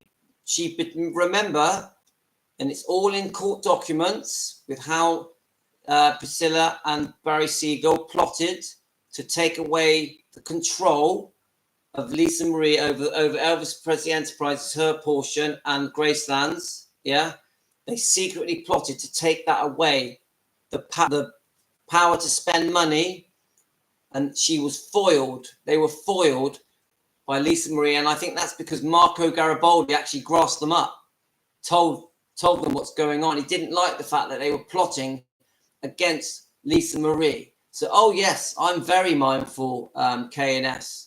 Yeah, I'll make sure that the truth is out there. It's not just going to be kept under the table. It's not going to be hidden away like this. Yeah. Oh, let's keep it under there. Let's not tell anyone the truth. No, we're going to tell the truth, guys. And if it irritates any of you that we're trying to get to the truth, unlucky. That's what's going to happen. So please, let's have a look. She was waiting to pounce on his estate, and Mike Stone needs to crawl back under the same rock he's been hiding under for the last 50 years. I completely agree. I think the way that Mike Stone allowed him and Priscilla, and don't forget this included Lisa Marie, to break up two families. So Mike Stone was married and had a child either on the way or had a child. And then we've got Priscilla's family with Elvis, yeah, and poor little Lisa Marie. Two families was, how can I do it? I can't. Two families smashed, gone, because Priscilla and Mike Stone wanted to bonk. It's a UK word. Mike Stone and Priscilla wanted to bonk, and because they want to bonk, yeah, they broke two families. They devastated Elvis and humiliated Elvis. You imagine what Mike Stone's wife felt like when she found out, because don't forget, Priscilla was a beautiful, sexy woman. When Mike Stone's wife found out that her husband was bonking Priscilla, so it was a very public betrayal. It was done in front of the whole world. And He then was like a stepfather to Lisa Marie. You imagine how that made Elvis feel. And her child, whether she was pregnant or it had been born, was going to be not living with a fatherless child. Yeah? You get it? Come on, guys. Sometimes what we're talking about is a bit brutal. It hurts, doesn't it? Yeah? But we are trying to get to the truth here. Are you Elvis? Are you Priscilla? Are you Lisa Marie? Huh? I'm not sure what that. Are you a lawyer? I don't really know. KS, I don't know what you're talking about. I'm not getting a good feeling about you, though. Look, I respect you to have your own views, but your views are probably going to be different than ours. Yeah? But if you're going to be positive, you know, maybe this channel's not for you. But anyway, let's keep going. Do you know that Mike Stone, do you know, Ginger, do you know Lisa? Right, okay. I'm definitely not going to argue with you, KNS. Definitely. I respect you. Have a great day. Right. Anyway, I think we're going to have a look.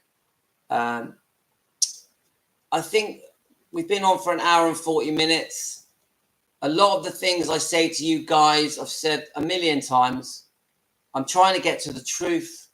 I'm just a fan at home, doing my best to find as many facts as possible. And I am going to defend Elvis because I think Elvis has been seriously, cruelly treated by Priscilla. I really do. I think it's disgusting. I really do think. I'm not going to whitewash Elvis. I'm not going to say that Elvis... I'm not going to say that Elvis was innocent and is an angel and that he didn't do wrong. I won't do that. But if you look at any of my live streams, yeah, you look at any of my live streams, and I will also say we won't whitewash Elvis like he was an angel. He did no wrong, but we will be fair. We will be fair, yeah? And I will say the good and the bad that Elvis did and the good and the bad that Priscilla did. I'll be honest with you, I don't see that much good that Priscilla has done. I think the main thing that the fans have been tricked into believing is that she was the reason that Graceland was saved. Well, I don't agree. I think she did help. I think once Priscilla started running Elvis Presley Enterprises, once it was set up and running Gracelands, I think she massively benefited financially, massively. I think she took a lot of money from EPE and Gracelands that belonged to Lisa Marie. I really believe that. I think that she probably, in my opinion, I can't prove it, I think that she probably stole hundreds of millions from Lisa Marie. I really believe that. Really believe that. Yeah? So I've noticed KNS has retracted all these silly comments.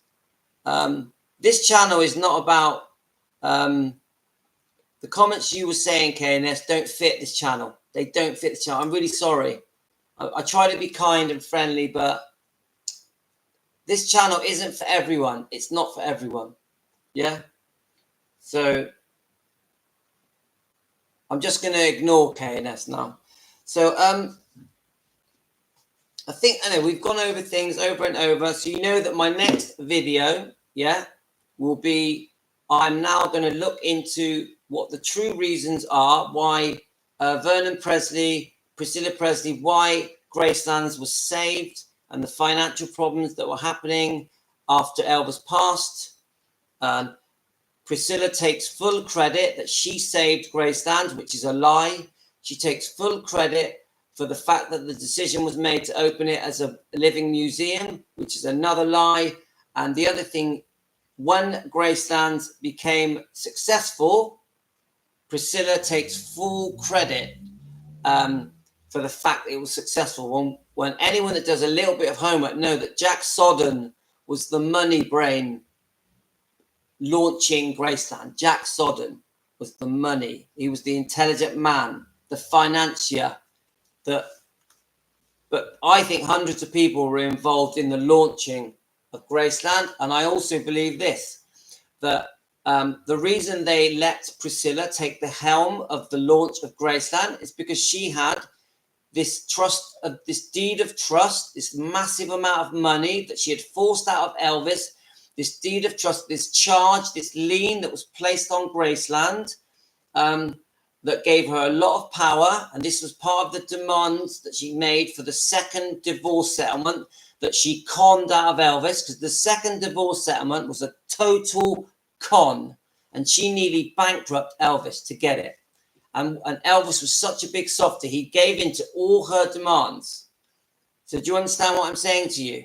So what I'm trying to say to you is that because of these demands that were made by Priscilla, by her big attorneys demanding this massive amount of money and spousal payments, that Elvis Presley gave in and signed the deed of trust, giving Priscilla a lien, a charge on Graceland. And I think when the decisions were being made, what to do with Graceland, whether or not to sell it or to launch it as a living museum, because I know that Vernon had done a trial period on launching Graceland as a living museum before it was officially launched. Yeah, and I think that decision, when it was made to save Graceland and to launch Graceland as a living museum, I don't think it's right that Priscilla takes all the credit for it. It's not fair, and it's not true. Now, do I think that she had nothing to do with it? No, I think she did play a big part in it. But I think the reason she was allowed to play a big part of it, there's the obvious reason why, is because she was Lisa Marie's mother, yeah? But the other thing was because she was part owner of Graceland because of this deed of trust. So she had a lien, a charge on Graceland. So when they're sat in the boardroom trying to make decisions, oh, what are we going to do? Should we do the museum? Shall we sell it? She's there, I've got my deed of trust. Ha ha, you're going to do what I say because you owe me $750,000. You're going to do what I say. And that is how Priscilla Presley was the front person of Graceland because of the deed of trust, the debt that was in her name. And this is just an opinion. I don't know it for fact. Now, the deed of trust, I do know it for fact. I've got the documents. I've got the deed of trust. Got it. Yeah, definitely happened. And Elvis signed it. Priscilla signed it. Yeah. So that was the power. Deed of trust. This is what got her on the helm of Graceland. And what does she do? I'm not sure what year it was. Was it 93 or 96? They sell off Elvis Presley Enterprises. They sell off Elvis Presley Enterprise, 85% of it. And Priscilla gets a massive lump sum of money because of it. And I think it's been sold. It might have been sold as many as 3 times. You've got the original time. You've got the time when Barry Siegel was involved. But then you've also got the Joel Weishenker as well. And every time it got sold, Priscilla got a massive lump sum of money. Yeah? So she's using it as a cash cow. She is milking Lisa Marie for every penny of Graceland and EPE. Yeah? And there's many that were helping her. And unfortunately, I think Jerry Schilling was one of them. And I like Jerry Schilling. I don't like to say things negative about Jerry Schilling. He's a lovely man. I know he loved Elvis, but I do think he was part of it. So, come on, guys. We're all opening our eyes and seeing things for how they really are. Not the fairy tale. Elvis is the bad guy. Poor me. Poor victim. Elvis is the bad guy. I never did anything wrong. We're not falling for that. We are going to see both points of view. But yes, we will also see that Elvis made mistakes as well. He definitely did. Elvis definitely did make mistakes. Yeah. But the mistakes Priscilla made were much more serious, much more cunning and devious. And I would almost say borderline evil. Borderline evil. And how can a woman, months after the baby is born, a year after a marriage that has been shown around the world, the marriage and the baby, have sex with someone months after? How can you do that? In 1968, Priscilla had sex with a dance instructor knowing that she had just had a baby and that she had just married Elvis. Come on. K&S. How? How can that be acceptable in anyone's mind? How? God bless Elvis and Lisa. They are missed and will always be missed. Julie, welcome. Unfortunately, we're going in a minute. Keep searching. It's interesting. And all the people remember his wife and his fairy tale. That's right. Hi, Vanessa. Now, Julie has just joined us. And I will say this about Julie. Because Julie met me a long time, I'm talking about months and months ago, when I used to try and defend Priscilla. Because I wasn't a Priscilla fan. I've never been a Priscilla fan. But I've always tried to be fair to Priscilla and tried to say, look, we shouldn't hate on Priscilla. Isn't that right, Julie? Are you listening? Yeah? So Julie would say to me, she would try and educate me. She would say, look, I don't hate Priscilla, but I do think she made many mistakes and did many.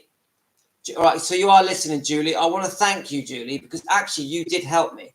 Because and there's Gail as well, and there's a few others. There's certain people that are members of my channel that have been watching all my videos for a long time. And anytime I've ever seen negative comments about Priscilla, I always used to say, look, there's no need for that.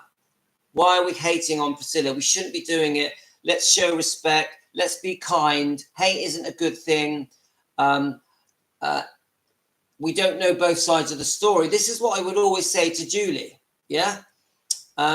Julie, just remind me where you're from. I know you're in America, but what part of America, so that everyone knows. And anyway, so then what happened is that Julie would regularly comment. She was always true to herself, no matter Louisiana. What a great name, Louisiana. I like that. So Julie, I hope you don't mind me bringing you into the topic, Julie. So Julie, she was totally true to her word. No matter what I said, no matter what opinion I gave, she would always still say, Priscilla is in the wrong. She shouldn't have treated Elvis the way she did. She made many serious mistakes. I think she's been very cruel to Elvis and very unfair. Thank you, Julie. She would always stick to her guns. And then this is how this has evolved. I don't know if you know this, Julie, but I've changed my channel and now it is called Elvis Presley Daily Planet Search for the Truth. I don't know if you know that, Julie. I am now searching for the proof and I'm now trying to defend Elvis and find all the lies that have happened and all the double crosses that have happened from anyone, not just from Priscilla, from anyone, from the Memphis Mafia and from anyone that has betrayed Elvis. A new purpose of my channel is to defend Elvis so us fans together can stick up for him. Yeah. Yeah. And I'm just leading on to thanking the people that have brought me to this point. So I think I had about, not many, 7 or 8 people that would stand their ground, stick to their guns and say, no, Louis, Priscilla did this, Priscilla did that. The Memphis Mafia did this. Colonel Tom Parker did this. And they would list all the bad bits. Yeah.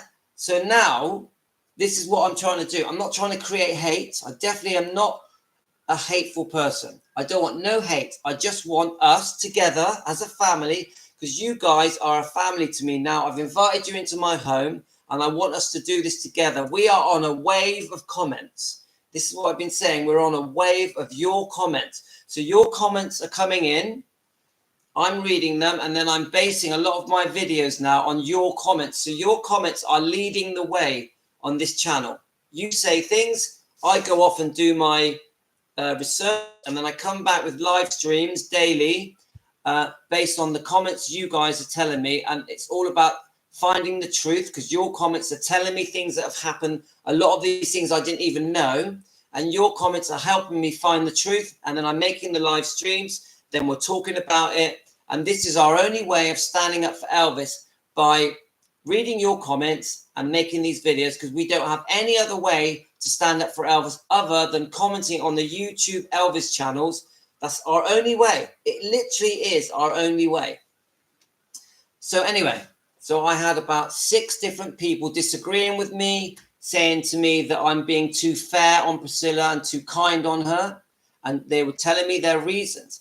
And then I was chatting to my brother, I've got a twin brother, and he was saying to me, do you know what? Maybe you should listen to more to these things that are being said about Priscilla and find out if they're true.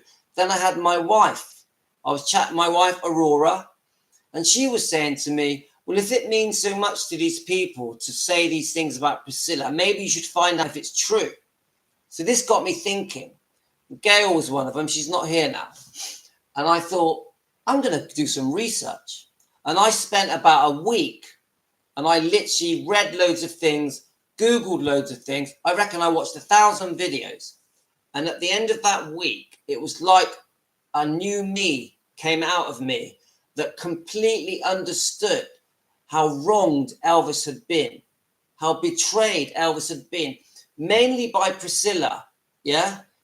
And I thought, Louis, why have you been defending this woman for the last 2 years? Why? When she has done so much damage to Elvis's legacy, his reputation, his image. And I do think that the Riley Keough situation, where she basically took her own granddaughter to court, really threw a spanner in the works for me and started making me think, oh, what am I missing here? So, hi, Gail. You know, Gail knows that I thank her almost every time she comes on because she helped me get to the truth. Yeah. So when I woke up, it was almost like an awakening.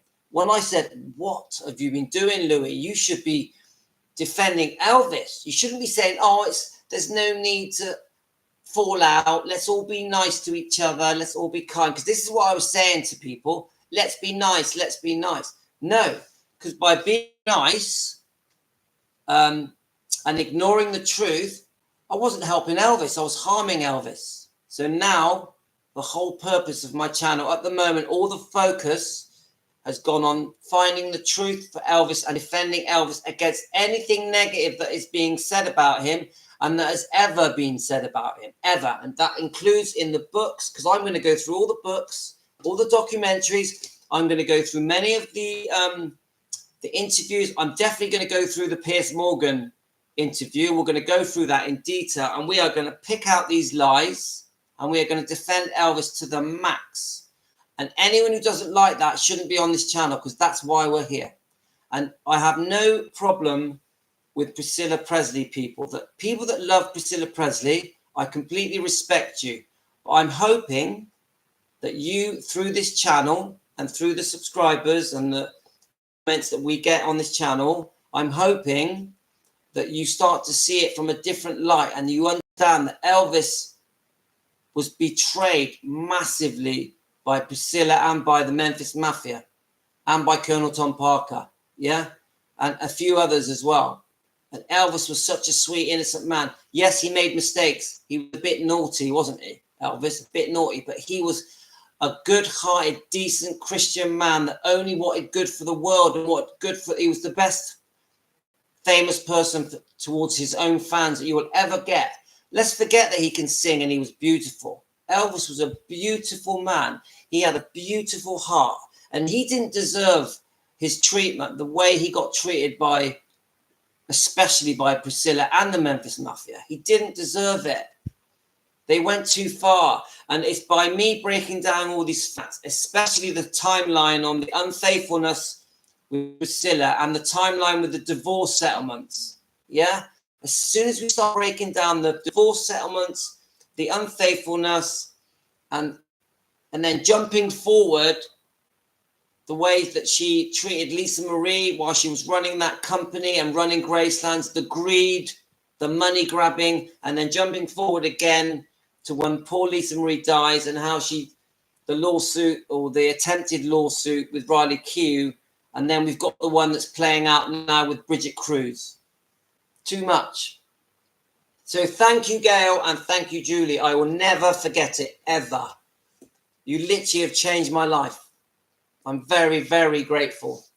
Right. I can tell you that Sonny West did not have an affair with Priscilla. The Parker started that. Okay, thank you. And do you know what? I'm going to go through the Memphis Mafia one at a time because it's very general. Because I know Billy Smith was a good guy. I know Charlie Hodge was a good guy. So I don't want to be too general.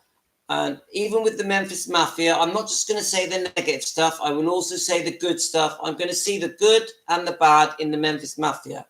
I know that they loved Elvis, and I know that they did a lot of good for Elvis. I completely accept that. Yeah. Elvis loved God and had a heart of gold. Sure, he did sin, but what man didn't? Elvis was a man after all. And of course, he gave in to temptation like all. Come on, how many people with that kind of fame and attention, adoration, could not give in to temptation? I actually personally think after 68, once he caught Priscilla having sex with a man after the baby was born, he classed himself as being single anyway. I know that he tried to do the right thing by Priscilla for a couple of years because of Lisa Marie. He wanted to keep the family together. I know that. So I think there was a couple of years where Elvis was trying to make things work. But as soon as 71 happened, 1971, and she's running off with Michael Stone, forget it. Elvis acted like he was a single man. So a lot of people think that the reason that Elvis was very unfaithful, but no, because from 71 onwards, really, he classed himself as being single. So when he was going off doing all these things, the marriage was ended. The marriage was broken. Yeah. So I see that differently now as well. You know, and I also think in the early years, so in 62, 63, 64, 65, I don't really think Elvis saw himself as being in a full-on relationship. Yes, he did bring Priscilla over when she was 17 and they lived together and they had a life together. But I still don't think, because they weren't married or engaged, I do think Elvis thought that it was okay for him to be a bit naughty. And actually, that's quite common of the 50s and the 60s, isn't it? In the 1950s, in the 1960s, men were a bit naughty behind their partners' backs. It isn't right. I don't agree with it, but different times. It was different times. Sonny West told him that Priscilla was being unfaithful while seeing Nixon. Well, that's interesting. But see, these are the sort of things I need to learn about. What else was happening in the early 60s? I'd like to know what other things happened in 62, 63, 64, 65, 66. Those years, I don't see any, I haven't got any juicy information.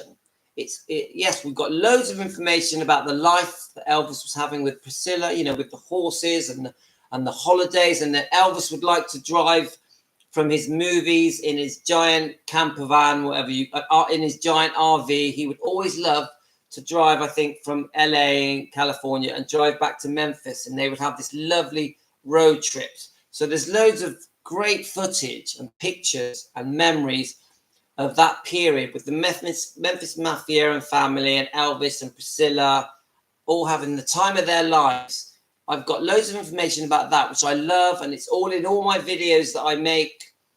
I've shown it thousands and thousands of times. I would like to know, was there any wrongdoing between 62 and 66? I'd be very interested. Any of your comments, because I want to know the whole picture. And not just negative stuff, good stuff as well. Please tell me a bit of both. 1970, yeah. So obviously Elvis is in Vegas at this point. The Colonel has tied him into this massive contract. But remember, in 69, 70, Elvis, that was another comeback. So Elvis was loving it in 69, 70, and he looked amazing, didn't he? Elvis was looking his best in 69 and 70. And those videos that I watched of Elvis's first few concerts in Vegas are amazing, amazing.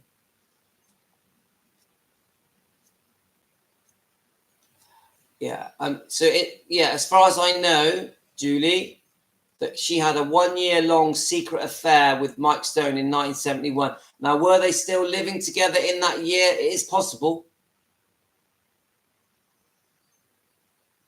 It was 72, Julie. It was 72 when Priscilla plucked up the courage to ask Elvis for the divorce.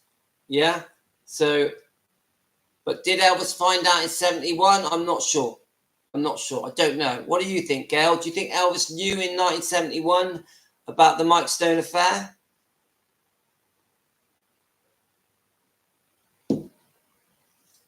It's very possible. So there's 28 of you watching at the moment. Please subscribe.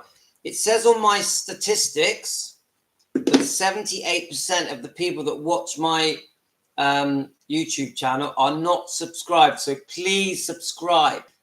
Press the notification bell, and that will prompt you when I do a live stream. So then we can all join in together, guys, because remember, we're a big family. And then the other thing is, if you want to join, if any of you want to join my channel, please click the join button, because I want members of my channel. At the moment, we do have a few members. We've got, let me have a look. Let's have a look. Let's see if it lets me know. We have Stacy, Shirley, Eileen. It's not showing me all of them, but we do have a few members on this channel. Please join. I'd love you. Oh, thanks, Susan. Susan, where are you from? You're a new name, Susan. Where are you from? I hope you. I'm just going to make a coffee. I hope you don't mind me making a coffee. Back in the kitchen again, guys. Right.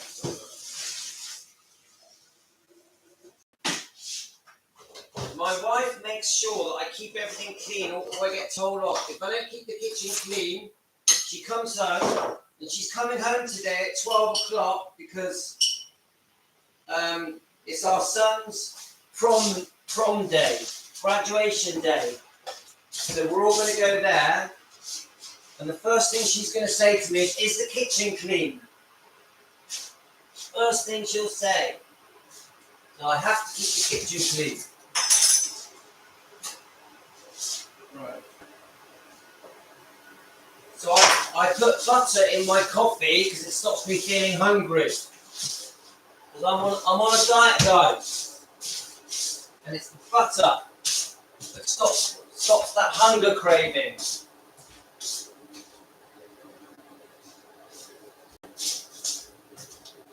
You can chat to each, while I'm doing this, you can chat to each other if you want, get to know each other.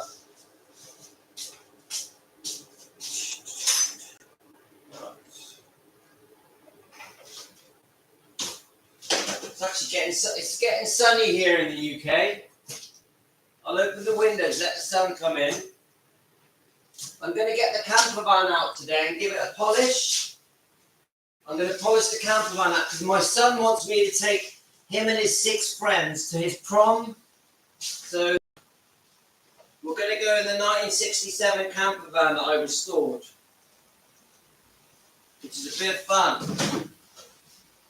Right. Just checking the post, man.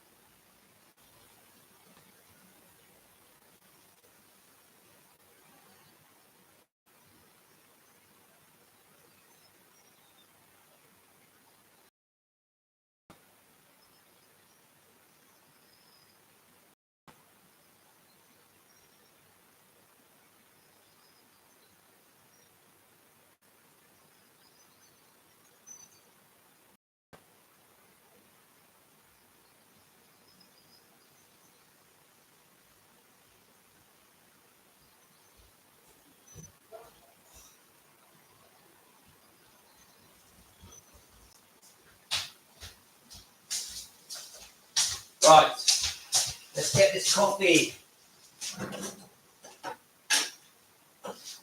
Right, so what I do, I whisk the butter and the milk into the coffee. And that, I never have sugar, ever.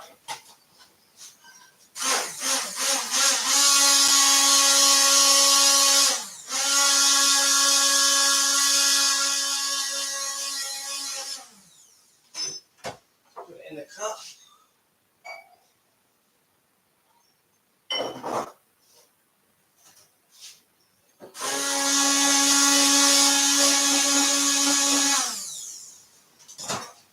Okay. I know that the thought of putting butter in a coffee probably It sounds really weird, guys, but it tastes very creamy. Very creamy. Right. I'm going to show you my creation. And this is decaf.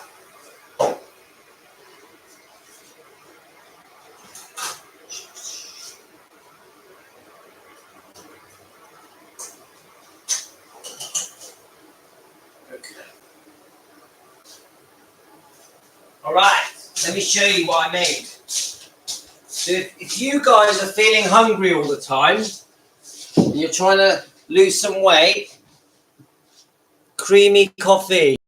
Look at that. And it does not taste like butter. It just tastes like coffee. Okay, let's get back to the video. So, let's just check your comments. So we've got Susan from Shropshire, small town near Drayton. Oh no, we have spoken, haven't we, Susan? You know I'm from Weston-super-Mare, yeah? Is that right? You said you've been here once before. Is that right, Susan? Yeah, so we know Gail is Charlie Hodges' niece. And thankfully, Charlie Hodge is a good guy. He gets a thumbs up. And we're going to do some more videos on Charlie Hodge. I wouldn't want to fall out with Gail because she ain't going to take it. So, yeah, do you know what? Look, Susan, I tell you now, I was completely convinced that everything in this book was the truth. That Priscilla was the sweet, innocent girl that had this beautiful marriage, and the only reason it went wrong was because Elvis had been unfaithful and had controlled her and groomed her, and that Elvis had a bad temper and gave her a bad life. I really believed this. And just so you know, I've been going through this one chapter at a time, and I did do a chapter this morning. That's on a separate video. So it is nice. Look at it. Woohoo! I'm actually so proud of it. Lovely. And no sugar. I'm trying to get rid of my tummy. I don't want no tummy. I'm 57 next week. I'm trying to stay young. And my way of staying young is to eat healthy and not have sugar. I don't have sugar or pasta or rice or potato or bread. Sugar, pasta, rice, potato, bread. I do not touch them. I don't eat sweets or chocolate. I don't drink fizzy drinks. I don't drink alcohol. I don't smoke. And I mainly eat fatty meat, eggs, omelets, fish, prawns, lamb chops, pork chops, lamb ribs, steak, chicken with skin on. That is my diet, and that is how I've lost nearly 2 stone. I used to be pre-diabetic, and I cured myself with this diet that I'm on. It's called carnivore diet. And I also had high blood sugar, so it's got rid of that. And I don't know if any of you know this. Have you heard of ulcerative colitis? It's like a stomach condition in my colon. And when I went on this diet, this carnivore diet, some of you call it keto diet, within 3 weeks, I was cured, and I had ulcerative colitis for 12 years. I was on heavy steroids. I was on heavy medication, one that's called prednisone.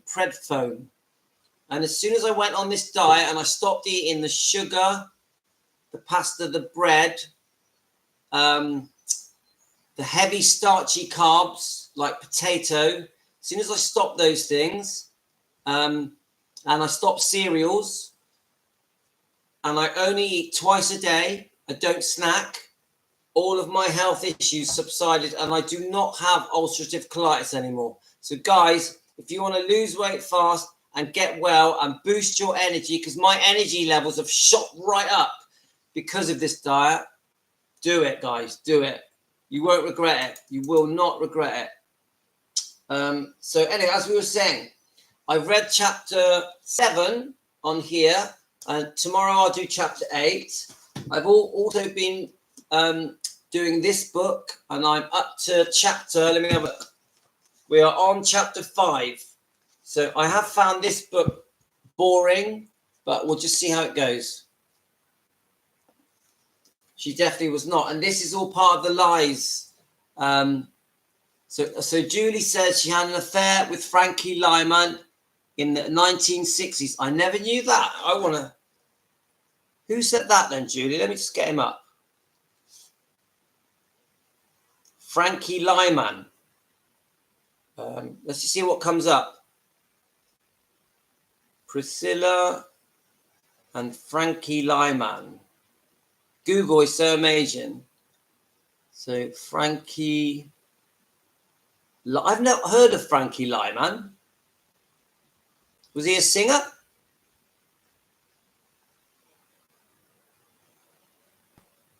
He's a he's a fashion guy. Is that right?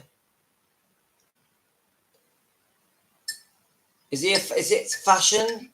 Someone in your comments said she was at Graceland in 71. Priscilla was not there. No, I think she was in LA, wasn't she? She had moved into one of his houses, hadn't she? All right, he's a singer. Is it Lyman with an L? Right, let me just fill this coffee up a bit with some water. So he was a singer. Right, let's have a look.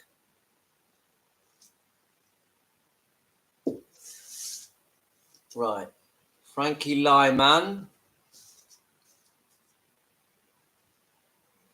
Let's try and get it up.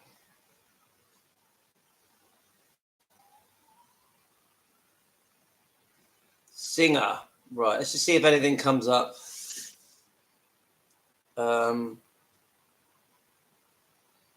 Is that him? Julie?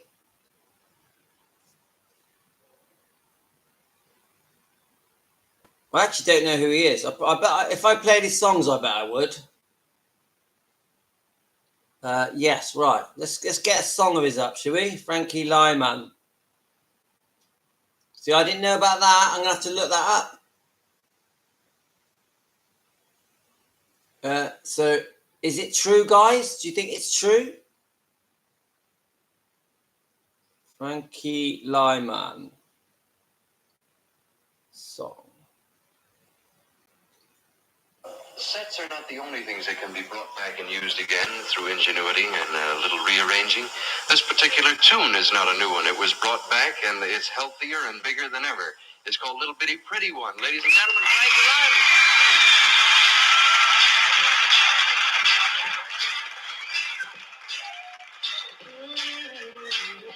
Lyman. I'm not going to play the song because it copyright me on this live stream, which I don't want it to do, but I know what that song is. I'm going to play it later. I wonder if it, Frankie Lyman, I'm just going to write affair with Priscilla. I'm just going to write it, see if anything comes up. I'm interested to know because I have no information of Priscilla doing anything in the 60s, in the early 60s. No, it doesn't say anything. No. All right, here we are. What's this? Apparently, Elvis had a huge dick. I was reading up on Elvis today. Right, sorry about that. Like it, and I was specifically reading an article on his Ed Sullivan performances, and famously, they only filmed him from the waist up because, like, God forbid the youth of the nation should see his pelvis. Sorry about that. Okay, let's keep looking. I want to see if anything comes up, but no, there's nothing here that I can see. I'm going to have to do some more digging for that. So yes, according to Great Southern Land Girl, Great Southern Land Girl, remind me your name, please. As far as I know, if you go by this book, she was sexually active very young, but I won't say it's proof. It's hearsay, and it's according to this book, not me, because I don't know. I wasn't there. Eric said it was in Elvis What Happened, the book. Oh, was it? Do you know what? I'm going to buy that book. Elvis What Happened is going to be the next book I buy. Should we try and buy it together, guys? Let's type in Amazon. Let's see if we can buy this book, yeah?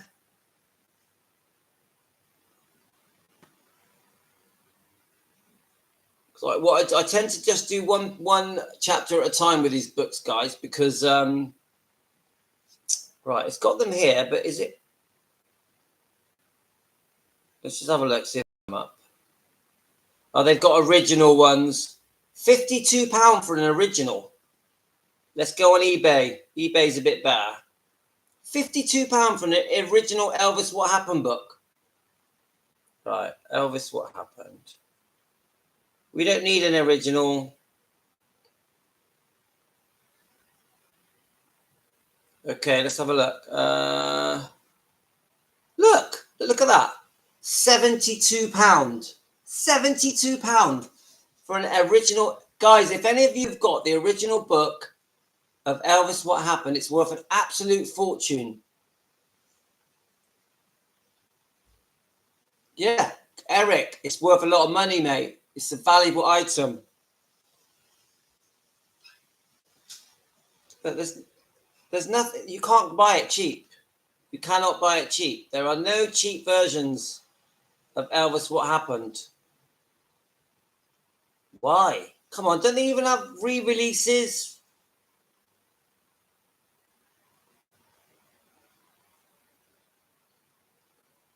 That's crazy. I can't believe you can't buy it. No, I'm going all the way through here, and it's. I'm going to try one more time on Amazon and see what happens. Let's have a look.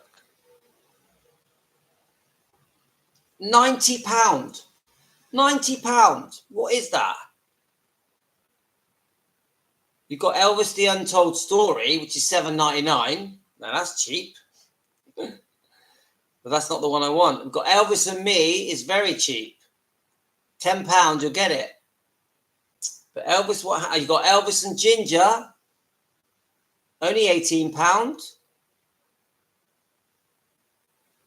If I ever see one in a car boot sale, I'm going to buy it. Then you've got The Death of Elvis, What Really Happened. That one. I don't even know who wrote that. Let's see what the price is, guys. 32. No. Yeah, so £32. Still a rip-off.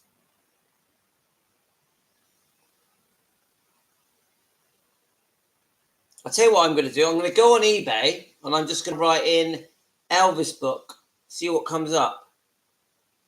Elvis Presley book. We'll see if anything comes up cheap. We might get a bargain. I'll tell you what I do have. I have a 40-year-old book, the Mike Edwards book. I've got that upstairs I bought it when I was about 15. I didn't realize it was they're worth a lot of money. It's Elvis books. So I'm just scanning through eBay. Yeah, the Elvis and Ginger is cheap. What Happened was written by Sonny West Redbus. Yeah, and then the other guy, what's his name? The other one, the third guy who wrote it. I forget his name. Oh, he's one of the Memphis Mafia, but I'm trying to think of his name. It's not Brendan, is it? It's not. No. One of you all know. Yeah, there was definitely a third person. Yes, David Hebler. That's him. All right, no. Oh, there's one here. Elvis Presley, My Best Man, hard book, new sealed, and it's by George Klein. I bet that's a good book. That's £20. That's an old one.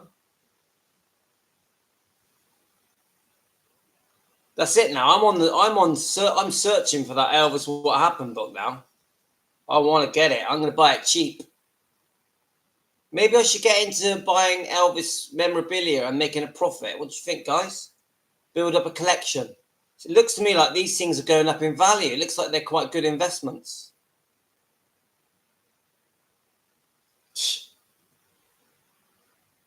Interesting. Anyway, I'm going to have to call it a day because my wife's going to be home in a minute. So what I'm going to do is have a tidy, get the camper van out, give it a clean, and get ready for the prom. I am going to come back and do another chapter of this. And my next video will be on Vernon and Graceland and Priscilla. And we are going to find out who is the reason Graceland was saved after Elvis died. We want the truth. We don't want it to be all about Priscilla, because she says she saved Graceland. She opened Graceland as a living museum, and that it was her idea. And we are going to get to the truth about that. That is our next big video. I'll do some little videos with the books, but the next big video, the big live stream, is going to be on Vernon and Priscilla. So thanks, everyone. Thanks, Eric. Thanks, Gail. Don't buy that. It's trash, the George Klein. But okay, Gail, I won't buy it. Thanks, Vanessa. Thanks, Julie. Anyone new? Please subscribe so I know who you are. Because as soon as you subscribe, I can see what country you're from, and I'd like to know who you are. So please subscribe. Click the subscribe button now. Click the notification button now. It's a little bell at the top, I think. And the bell will sound whenever I post a live stream. And I do, at the moment, I'm doing 3 live streams a day. And sometimes they're good. Sometimes. Please subscribe. If you want to be a member, click the join button. Just click join. I think it's $1 a month. And you can be a member. But no pressure. So we've got Susan, thank you. We've got Great Southern Land Girl, thank you.